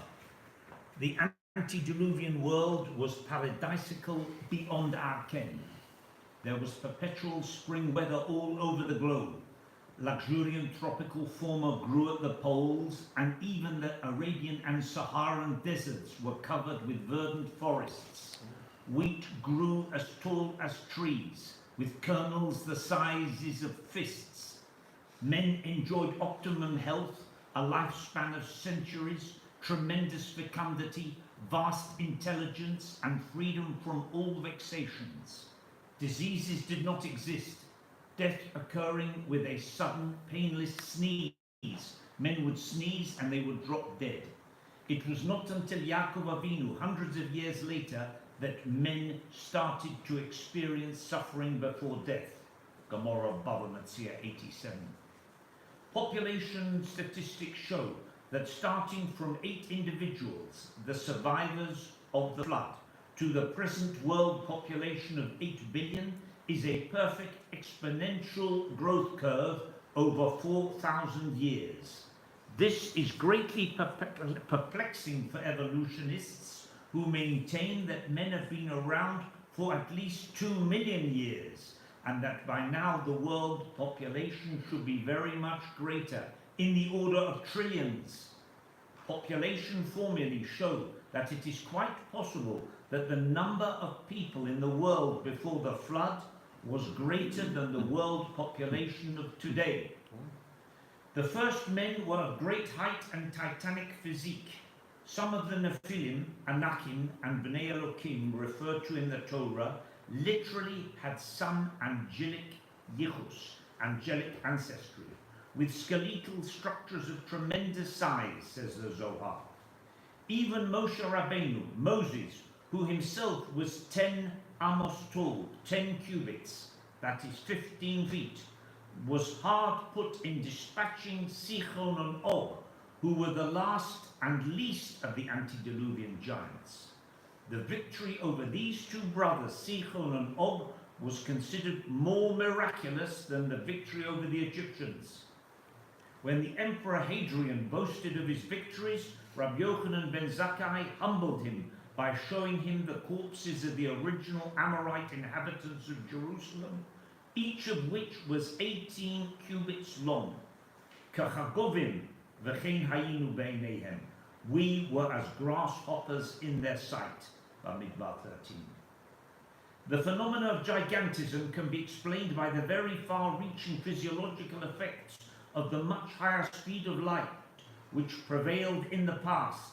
More efficient breathing, diffusion, blood flow and ion transfer, faster nerve impulses, electron movements, fecundity and growth, lower fluid viscosities, etc. But today, limitations on the blood pressure to volume ratio and bone strength precludes the existence of men taller than 10 feet tall. In Messianic times to come, man's original wondrous height will be restored, says the Sifrot. Nefesh sovea tovus nofes. A glutted soul will spurn even the honeycomb, Mishlei 27. And the end result of the misuse of such antediluvian leisure and divine munificence was an epidemic of rapine, immorality, and robbery. As the Torah relates, every inclination of man's heart at that time was only for continual evil, kol hayom, all day evil. In the final week before the Mabul, before the flood, during the Shiva for the Tzaddik Methuselah, the sun actually reversed its real diurnal orbit about the earth, and it rose in the west, says Sanhedrin 108. The sun rose in the west, not in the east, a phenomenon only comprehensible geocentrically. And as a final payoff, these evil men were permitted to experience delights approaching those of Olam Haba, approaching the pleasures of the afterlife. Va'arubos hashamayim niftachu, the windows of heaven were opened. There is currently less than 2 inches worth of precipitation in the entire atmosphere at any one time, and to provide for 40 days and nights of non-stop global rain, it is postulated that the earth was originally surrounded by a huge, gaseous, transparent water vapor canopy, the WVC. Hamayim Asher Ma'al Rakia, the waters that are above the firmament, Genesis 1. This water canopy blocked the life-shortening cosmic radiation from reaching the Earth's surface and dispersed the sun's heat uniformly, preventing high winds. Rain fell only once every 40 years, and some opinions hold that rainbows had never been seen before. Ve'eid yale min ha'oretz ve'hishka eskol pnei ha'adama. Watering of the ground was by mists and streams arising from the earth. Bereshit 2. When this WVC, water vapor canopy, collapsed, it suddenly condensed and fell to the grounds in violently destructive torrents. Mighty tsunamis, tidal waves, hundreds of feet tall, repeatedly circled the globe at hundreds of miles per hour, pulverizing everything in their path. Tahom el tahom kore lakol sinorecha, kol mishparecha v'galecha alai overu. Deep calls unto deep at the roar of your water channels. All your breakers and your waves have swept over me. Tehillim 42. Nivku kol mayanos tahom rabba. All the fountains of the mighty deep were split open. This event was ridiculed by geologists until the deepest borehole to date, the Soviet Arctic Kola well, confirmed in 1987 the truth of the Torah's reference to the Mayonos Tahom Rabbah. To the miners' amazement, the drill head, down at a depth of 10 miles, drove into huge caverns filled with searingly hot water, which had been previously thought impossible at such a depth. Even this depth is only a pinprick towards the Earth's centre, 4,000 miles equidistant from all of us. There may be more surprising work awaiting in the Earth's interior, as a cavernous, hollow Earth could well be in accord with Chazal. Indeed, more is known about the far side of Pluto than what transpires a few miles under our feet. The corrosive scalding waters from inside the Earth literally dissolve their bodies, even down to the normally indestructible resurrection bone in the spine, known as the luz. The generation of the flood will not participate in the resurrection of the dead. Sanhedrin 108. A merciful numbing torpor was cast on them as they expired. But a painless death is no kapora, and it afforded them no opportunity to repent, to perform tshuva. Their corpses were all washed down to the Babylonian plain in Iraq, hence the expression, Kol ha'ochel ma'afra shel Baval ke'ilu ochel basa avosav. Whoever eats from the soil of Babylon, it is as though he had eaten of his own ancestors. Zvachim 113. In the Kabbalah, the 40 days of rain are compared to the 40 sa'as of a mikveh, i.e., an impure world was literally toiveled to purity. Because mankind had corrupted its way upon the earth, preventing the union of the upper and lower supernal waters, the Mayim Duchvin and the Mayim Nukvin, so was it punished by a union of the upper and lower physical waters. Because they said to God, Sur mimenu v'das drachecha lo chafatznu. You, God, depart from us. We desire not knowledge of your ways. Eov 21. And they insulted the honor of the divine name, Yud-Keh, Gematria 15. So, Midah keneged Midah, tit for tat, they were drowned in water that rose 15 cubits above even the highest mountain peaks. All mountain ranges, the Caucasus, Urals, Rockies, Atlas, Appalachians, Andes, Alps, Himalayas, etc., bear preserved water ripple marks and are bedecked with seashells, amphibian and whale bones, the remains of billions of specimens of entire shoals of fish, and thousands of huge fossil graveyards of camels, bisons, bears, wolverines, antelopes, coyotes, saber-toothed tigers, rhinoceri, jaguars, mammoths, reindeer, hippopotamuses, boars, and other exotic animals, all jumbled together and preserved in positions of fear and contortion, indicative of a sudden violent death. Fossilization does not occur today, and the very existence of perfectly formed fossils implies swift mineralization before the carcasses had time to decay, which can only be explained by catastrophic diluvial action and immediate burial under sediment. Yet the testimony of the fossil record, which is the greatest disproof of the theory of evolution, is deliberately misinterpreted to concoct the hoax of the so-called geological column, which exists nowhere on Earth. Yofiach Kezovim Eid Sheker, a false witness spouts lies. Mishlei 6.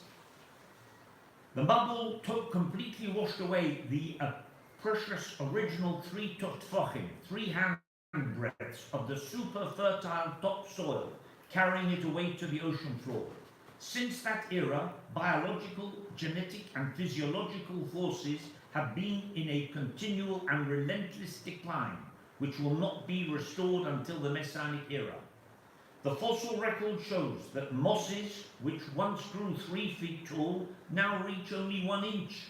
Dragonflies were once 40 inches long, now only 4 inches. Cockroaches reached a length of 12 inches, now 1 inch. Shellfish 5 feet across, now 8 inches. Crocodiles once reached 50 feet in length, today a paltry 12 feet. turtles 10 feet long, etc. Many species were wiped out. The dinosaurs, those fantastic creatures of land, sea and air, such as the 100-foot-long lumbering Diplodocus, the frightening underwater Kronosaurus, and even modern whales reach 100 feet and can weigh up to 120 tons. And the flying pterodactyls, compare this to the reference to flying serpents in Yeshaya 14 and 13, and the flying giant bird, the Ziz of the Midrash, with their 50-foot wingspans equal to a tornado jet. Contrary to the erroneous views of the long-age uniformitarians, dinosaurs lived contemporaneously with man, as shown by the ancient worldwide traditions, carvings, statues and paintings that abound of giant dragons, monstrous sea serpents and gargantuan winged reptiles. The discovery in the USA and Russia of petrified 16-inch human footprints right next to dinosaur tracks cuts the evolutionary timetable to shreds. For example, the famous Paluxy River tracks in Texas. The description of the behemoth and Leviathan, the behemoth and Leviathan, in Eov chapters 40 and 41, is remarkably dinosaurian. Quote, "Behold now behemoth which I created with you. He eats grass like an ox. He moves his tail like a cedar. His bones are like bars of iron. He drinks up a river. He can draw up the Yarden, the river Jordan, into his mouth. The Leviathan, his teeth are awesome. The scales of his flesh cannot be sundered. Flames shoot from his mouth and smoke from his nostrils. He laughs at the arrow and spear. Iron is like straw and brass like rotten wood before him. He causes the seed to boil." Unquote. Similarly, the Talmud's description of the Nachash, the serpent in Gan Eden, in the Garden of Eden, i.e. a tall, bipedal, upright walking, Hebrew talking, reptilian type creature. Had it not been cursed, its descendants would have been very valuable assistants to mankind. As the Talmud laments, Chaval al Shamash Gadol Sha'ovad Min Ha'olam. Woe for the loss of that great servant, the Nachash. Sanhedrin 59. Rav Eli Munk posits that the Bnei Adnak, referred to in the Torah, were actually dinosaurian in nature. Compare the webbed hands and numerous rows of teeth ascribed to these Zamzumim. After the flood, the sun's real annual path about the earth, the ecliptic, became canted to an angle of 23.5 degrees away from the equator. The sun now started to constantly hunt back and forth between the solstices, resulting in the advent of the health-sapping change of seasons which we experience. V'zorach Hashemesh uvo Hashemesh ve'el makomo shoef, zoreach hu sham, v'holech el darom v'sovev el safon. The sun rises and the sun sets, and hastens to its place and rises there. It walks to the south and it walks to the north, Koheles 1. With the loss of the dissipatory effect of the WVC, the water vapor canopy, global weather conditions were no longer felicitous, and snow fell for the first time, entombing the once lush polar regions in permafrost, with the lesser catastrophes of glaciation, volcanism, and desiccation ensuing. Until the generation of Enosh, the Earth's topography had been flat and level, like Holland. Where is Gerard? Completely free of mountains. Now it was totally reshaped, and following the splitting of the original single landmass into the 7 continents during the generation of Peleg, plus the lesser but still worldwide convulsions that occurred at the time of the giving of the Torah, and the huge global earthquake that occurred during the reign of King Uzziah, the cartography of the globe today is now unrecognizable from the original. Notice the jigsaw fit of the continental shelves of South America with Africa, Antarctica and Australasia. Thus, it is futile to try to attempt the location of the terrestrial Garden of Eden from the description of the 4 rivers emanating from it, as their courses have been dramatically rerouted, some even having gone subterranean. For example, the huge underground Jura River that flows from France to Ireland 3,000 feet below the Earth's surface. Consternation was caused amongst the savants when it was discovered that the Niagara Falls waterway has been flowing for only 2,400 years. Opinions as to Eden's whereabouts vary widely, from somewhere on the equator, to Africa, to deep inside Asia, to Russia, to Syria, and even nearby Lebanon. Future global re-landscaping is to be expected in the future. Quote, "A great earthquake will come upon the land. All men on the face of the earth will shake at my presence. Mountains will be overthrown, cliffs will topple, every wall will collapse. I will pour fire on Magog and on those who dwell securely in the islands." Ezekiel chapter 38. As well as dramatic new river formations at the time of the coming third temple. Ibid chapter 47.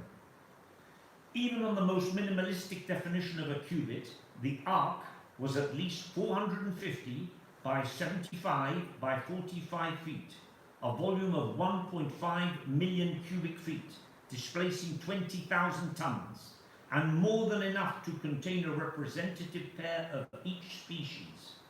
It was built of unitary length 300 cubit long beams from trees which had grown to precisely the required size. The oldest living things today, the 4,500-year-old California pines, exceed 400 feet in length. As with the Mishkan, the ark's dimensions are not arbitrary, but relate Kabbalistically to fundamental aspects of the metaphysical structure and dynamics of the universe. Quote, "All measurements in the Torah are reflections of Ruchani aspects of creation." Rav Chaim Zimmerman. Naval architects rediscovered that these are the optimum dimensions for riding storm waves and maximum stability, and made the ark completely uncapsizable. The USS Oregon was built to exactly the ark's ratios and is considered to have been the most seaworthy ship ever built. The worldwide traditions of the flood, although corrupted, all have a common thread. They all state, quote, "There was once a golden age.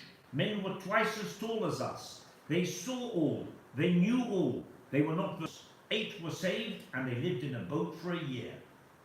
Noach is known as Nuah in the Chinese tradition, Nu'u in the Hawaiian, Na'a in the Babylonian, No'o in the Hottentot, and Nota in the Aztec.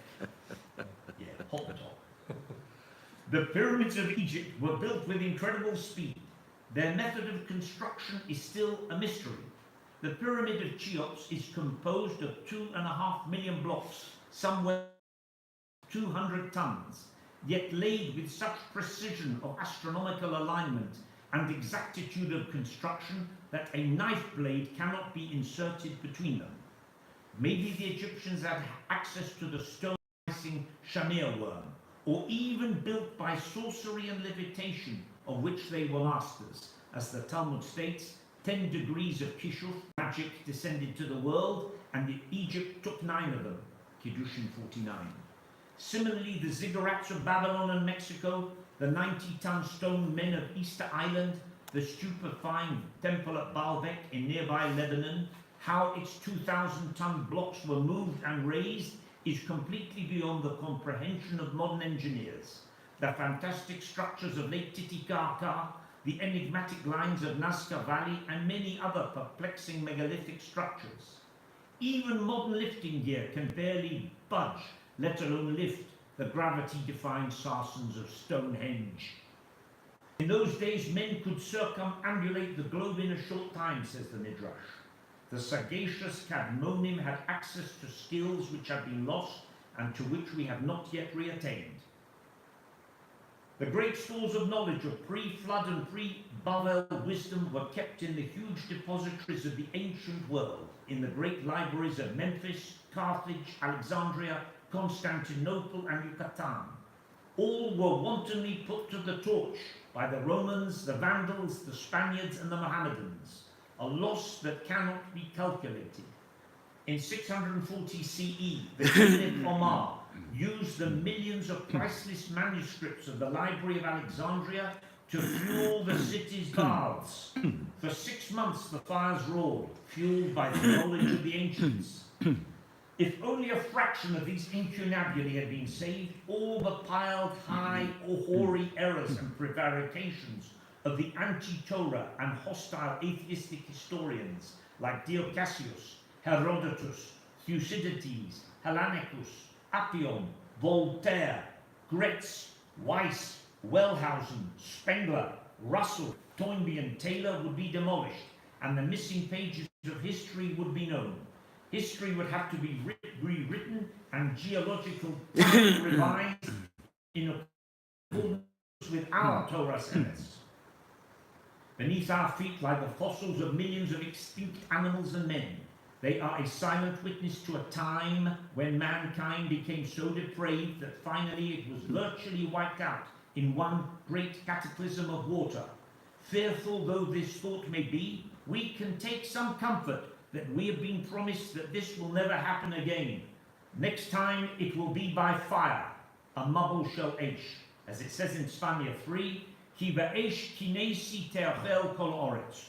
All the earth will be devoured by the fire of my zeal. Chazak u'baruch. Elia? Haluk's in Texas, you get that? Yeah, I did. Sorry to wake you up. Oh, good. Oh, yeah. Elio, can I ask you to pack your everything away when you finish? Because you're the last one.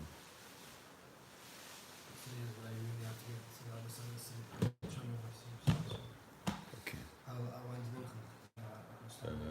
40, I think. 7:35.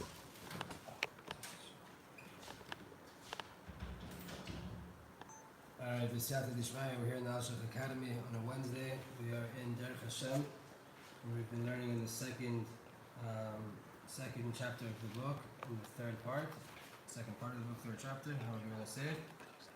And we were talking about how tzaddikim can help the generation, can take some of the hardship of the generation on themselves, and they can make the situation better for the generation, and they can help us get to our goal.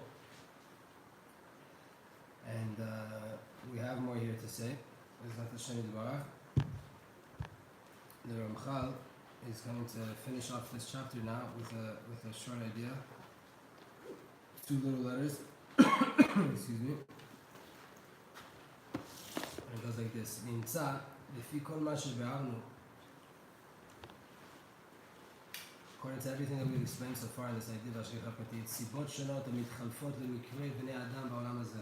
Different causes and different reasons that things happen to people in this world. אם לטוב, אם למוטב, whether it's for good or for better. ואומנם אין העניין שכל מקרה שיקרה יימשך מכל הסיבות האלה. It doesn't mean that everything that we've talked about is the reason that everything in the world happens. אבל העניין הוא שמכל אלה הסיבות יימשכו מקרים לבני אדם בעולם. It might not be that we exactly explained why what happened to you happened to you, but out of the things that we did explain, they are the causes for many things that happen to the world. And there could be things that are brought down to a person because of one cause, but then other things are happening to you from another cause. Like we explained, it could be that one thing that happened to you in your life is because of a previous reincarnation, previous rule that you have to fix in this year. And it could be another thing that happened to you was because of something that you did in this life, something someone else did to you in this life, and then you have to fix. ואומנם החוכמה העליונה היודעת המשקפת תמיד על כל מה שהוא נאות לתיקון כלל הבריאה. This supernal wisdom that's always watching over everything that needs to be done in the rectification of the general world, of the whole entire creation. הנה היא שוקלת בעומק עצתה כל הדברים ביחד.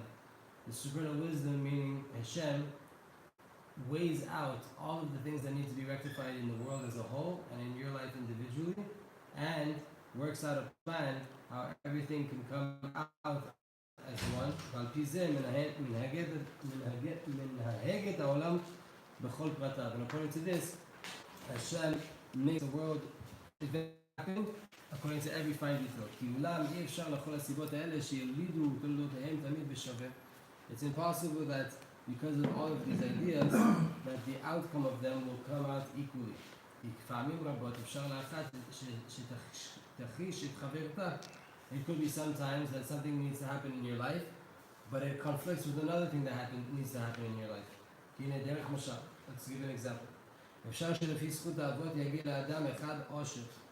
It could be because of זכות אבות, because of the merit of your forefathers, that you are deserving of wealth, whether it's just your last name, whether it's reality, one way or the other.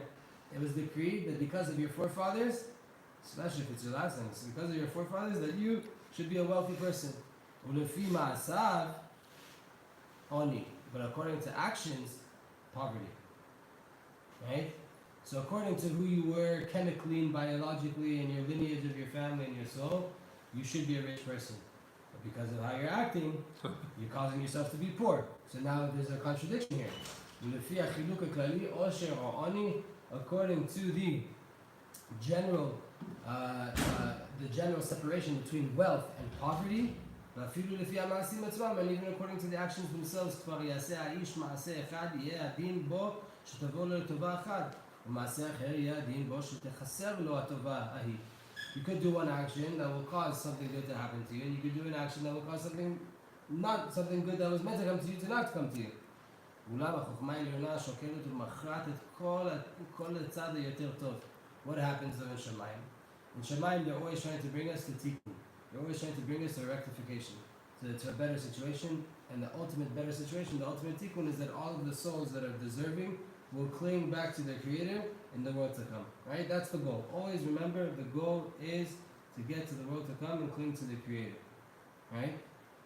So if you have this person, he's meant to be rich, but he's acting in a way that's bringing poverty on him, what did they do in Shemayim? They always think about what is the end goal that we're trying to achieve for the world and for this individual, for his children, for his wife, right? Everything surrounding this person in their life. And only in Shemayim they could do this calculation. They make the decision. And so it could be that you act in a way that you're deserving of poverty, but the bigger picture, you need to be wealthy. So that you have a company, so that you have provide parnasah for a whole bunch of people in your city, so that you support a yeshiva, all these different reasons, whatever it is, right? Doesn't matter how you acted, according to the way you acted, you should be broke, you should be poor, even though you came from a family like this. But since we need something bigger to happen, the person's going to get their money. It's just an example, right?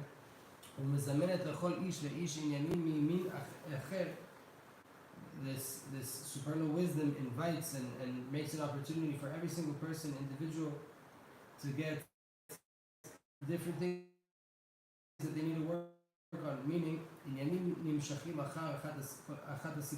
there's things that happen as a consequence, as an outcome of one of these different causes, and there's different things that happen because of a different cause.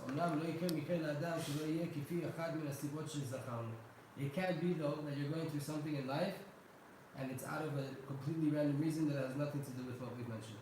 A gilgul, onesh, a mitzvah. There's a cause and effect for everything in the world.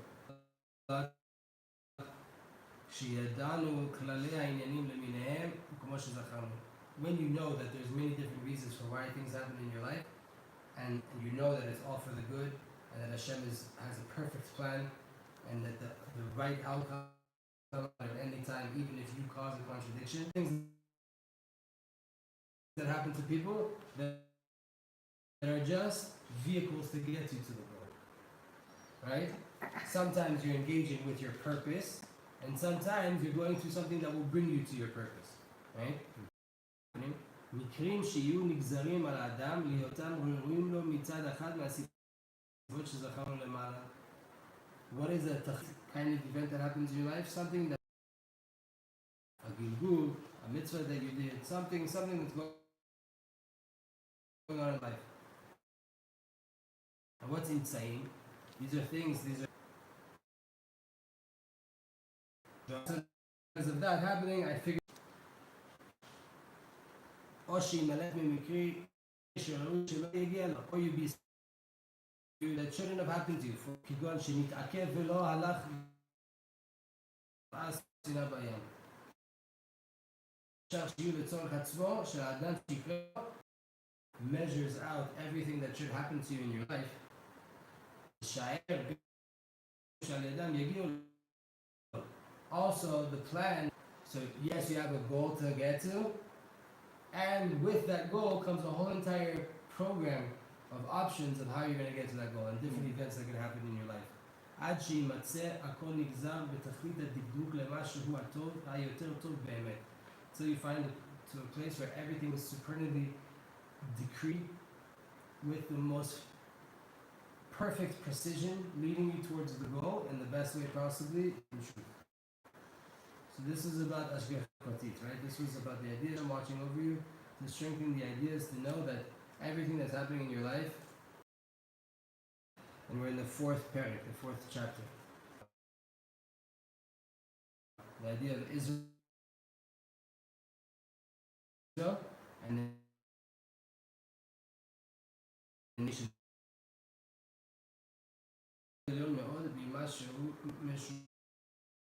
Very far down from his level.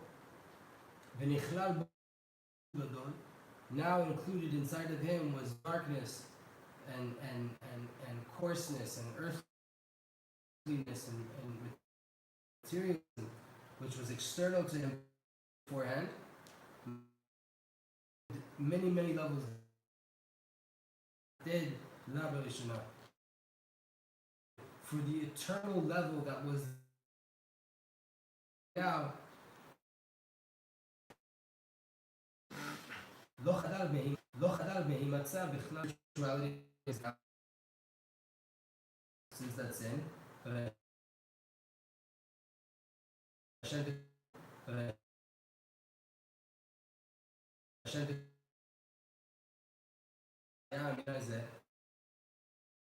אז בזמן קלקולו ולא נדחה האדם into the world, and the world continued. שלא יוכל לשוב אל המדרגה העליונה. He won't be able to, it's not that he won't ever be able to come to that first level. Because if that was the case, that we could never make it back there, then there's no point in continuing. Might as well stop after Adam. Don't even let him have children. If it's impossible to get back to that level completely, just stop it. אבל נמצא בפועל במדרגה השפלה בבחינת כוחנית אל המדרגה העליונה. Now, so to say, he was brought so far down that it's, so to say, only there in potential. It's not really possible, but it's there. It's possible in potential. That's where we're at.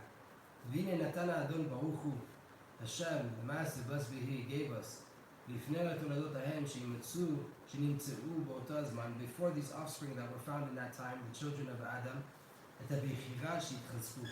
Hashem gave them והשתדלו להתעלות מן המדרגה השפלה ולשים עצמם במדרגה העליונה. They should put in the effort needed to ascend themselves from a lower level, and they should try to get to a higher level. והניח להם זמן ולדבר, and Hashem Yitbarach gave mankind this period of time, כמו ששיערה חוכמה עליונה היותו נאות להשתדלות הזה. However much time the supernal wisdom decided was enough for this effort that needs to be put in to take us from that low place back up to this high place. ועל דרך מה שמנחת אתה לנו שנהיה משיגים השלמות והמדרגה בקיבוץ בני העולם הבא, כמו שזכרנו לעיל. Whatever we need in order to get to this kibbutz, this ingathering of the souls in the world to come, כי הנה כל מה שהוא השתדלות צריך שיהיה לו גבול. Whatever effort we need to put into the world needs a limitation, needs a border. It can't just be work all the time. There has to, if it's the time for work, there has to be a limit to that, because work is not infinite. The reward might be infinite, but work can't be forever infinite. והנה, ראתה החוכמה העליונה היות ראוי, שזה השתדלות. והנה ראתה החוכמה העליונה היות ראוי, שזה השתדלות. מתחלק לשורשי וענפי. The supernal wisdom saw that it should be fitting that this work that needs to be done, this effort, this ishtadlut that needs to be done, should be split up into what's called shorshi'i va'anafi'i. Root work, branch work. Meaning, שבתחילה זמן השתדלות לשורשים בתולדות. In the beginning, there has to be work. This level of ishtadlut has to come for those that are like the shorish. Those souls that were like the roots, the foundation of the world. ואחר כך לענפים שבהם, and afterwards for the branches that come out of those roots. והיינו, כי המין האנושי כולו היה צריך עדיין שיקבע עניינו כראוי ותוקן מן הקלקולים שנהיו בו. It still had to be that from the beginning, even though Adam messed up, now that we have a bunch of people in the world and mankind is going to continue, it has to be that we have to reestablish and set in stone what is it that we're here to do. And let's fix as much as we can from what was messed up by the first person ever. Right?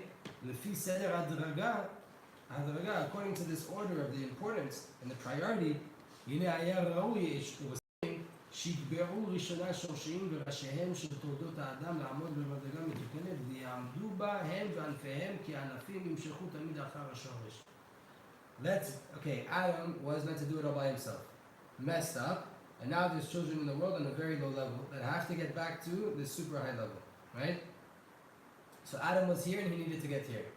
But now Adam went from being here trying to go there to from being here to being here. So now at least we have to get back to here to try to get to there. At least we have to get back to 0, right? We're on negative 49. We have to at least get to 0 to get to 50, right? So what had happened in the world? That HaKadosh Baruch Hu established, let the roots of mankind come into the world first, right? Metushelach, Noach, Lemech, Avraham, Yitzchak, Yaakov. Let the roots also on the other side, Esav, right? And Ishmael and all of the roots, the people that were the roots of the world, let them come into the world first, establish what it is that we're here to do, and if the roots can fix as much as possible, the branches will follow after them. What was the limit then for the effort of the shoresh, the root people? How much work did the root people need to put into this world? And whoever should merit amongst all of those who could be found in those times, at the time that this gate was open and they could have gotten to this place of perfection, this place of preparation to get to the right way. You can prepare themselves properly. ייקבע לשורש אחד טוב ויקר, מוכן למעלה רמה, הראויה למי שהוא אדם במצב הטוב. ולא אדם במצב מקולקל. We're trying to get to a place where a human being is in his fitting state and not when he's in a messed up state. Right? There's this window of opportunity to bring mankind back to the rate that we should have been with Adam. Yes, Adam brought us down, but now if we have an Avram in the world, we have an Noach in the world, maybe he's enough to bring us back to where we need to be. וכן השיג שיינתן לו להוציא תולדותיו הראויים לו כולם מבחינתו. And it could also be that if that person brought into the world and he did his job, the children he would bring into the world will also be according to the path that he established in good. Right? That now, okay, great, I did the work, I brought us back to God consciousness. Now bring children into the world and those children will also follow this place of God consciousness. Wherever you were at your root, as a root soul, so too the branches will come after. והיה הזמן הזה מאדם ראשון עד זמן הפלגה. When was this time for the root souls to come in? From Adam Rishon until the Tower of Babel. Until the 70 nations became created. והנה, כל אותו הזמן לא חדלו צדיקים דורשים האמת לרבים. That whole entire time, there was righteous people in the generations that were trying to teach the nation, trying to teach the people how to connect to Hashem, how to connect to the truth. Who? Hanoch, Metushelach, Shem ve'ever. Right? These dmiyot, these people in the world, these tzaddikim, they came, mazirim otam shitaknu et atzmam. They warned the people, fix yourself. Hello, we're a few generations away from Adam. We know that Adam messed up, but he had a goal. Let's get back to that. וכיוון שנתמלאה השטעם של הבריות, דהיינו בזמן הפלגה, שפט במידת משפטו יתברך שמו, היות ראוי שיגמר זמן השתדלות שורשי. Since they didn't get the job done, Hashem decided by the time of the Tower of Babel, דור הפלגה, the generation of separation, right? As from then on, the time of the roots to come back and work on the whole entire mankind, time of their effort is over. והיה קצם של הדברים שיגבו מה שראוי לגבי מבחינת השורשים לפי מה שכבר נתגלגל ונהיה עד עת הקץ ההוא. Up until then, they had the time to work on it. Now, whatever they established who they are, wherever mankind was holding by the time of the Tower of Babel, that's where it was. From Adam until the Tower of Babel, all the world and the tzaddikim that were in the world, Chanoch, Shelach, Hashem Ve'ever, they had an opportunity to improve the situation as much as they could, to bring us as much back on the derech after falling off the derech, right? And wherever we would get to, that would be the establishment of the world, and from there the branches would continue. They were laying down the foundation, so to say. And it ended when we got to that point. ואז השגיח יתברך שמו על כל בני אדם. And Hashem watched over all of mankind. וראה כל המדרגות שהיה ראוי שיקבעו בם האנשים ההם כפי מעשיהם. Hashem saw everybody, what level is everybody established on, what level did everybody get to?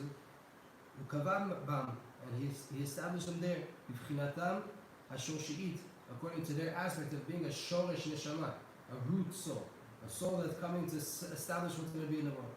והנה כפי מה שהונחו בהם, כן נגזר עליהם שיהיו מוציאים התולדות. According to where they were, was the decree of this is how your children are going to be. כפי מה שכבר שוער שהיה ראוי לשורש ההוא, according to what was already decreed that root person should bring into the world, right? Don't forget, we had people then, Yuval, right? He brought music into the world. All these different people that brought beautiful things into the world. נמצאו כולם מינים קבועים בעולם. Now all of a sudden you have different type of people in the world. Different, he says minim, which in Hebrew usually we say is like species, right? Different types of people though in the world. כל אחד בחוקו וטבעו. Everybody had their way that they acted. Everybody had their nature that they worked with. ככל שאר המינים שבבריאות, like every other species in the world, right? This type of fish is not like that type of fish. They act differently, they need different water, they need different lifestyles. They live in coral that lives in the depths of the sea, that lives in shallow waters. Everyone's different. וניתן להם להוציא תולדותיהם בחוקם מבחינתם ככל שאר המינים. And Hashem established that they will all now live and bring people into the world according to where they are. And we're up until here right now. Tzfat Israel will stop, even though there's a little bit more on this idea. And we're next, when we get back, we're going to be talking about Avraham Avinu, who established our nation, of course, and the father of our people. Tzfat Israel.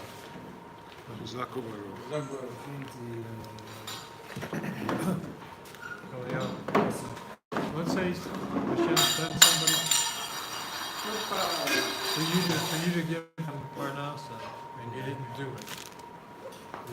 What do you do then? Just confess it? That's what I said. You take the card with you? That's it? I mean, if you did a sin, you have to confess. But if you didn't do a sin, Then if lose you it. feel like you did something wrong and you should have done something right, then on your own side, you can talk to Hashem about that, right? But Yeah. if you made an agreement and you made a commitment and told her, then it is a sin. You have to keep your word, right? No, that didn't happen, but it just was random out of the blue. And after it was all over, I went, I only had 150 shekel note, and I should have given it to him. Not necessarily. Otherwise, Huh? not always. It's not so simple to say that. Well, yeah, but I want to repair it. You can go give it to him. Give it to him. If you can't get it to him, you feel like you should have given away 50 shekels. You give 50 shekels to someone else. Okay. Okay. Thank you.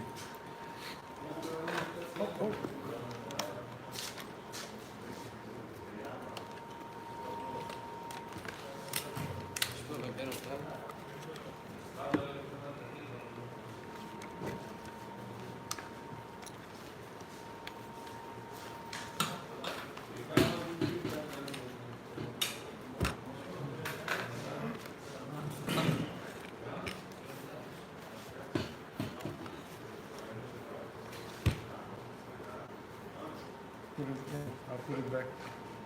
Huh? Yeah. You know where it goes? Probably. As good as I know. You, the verge of having to run out of here.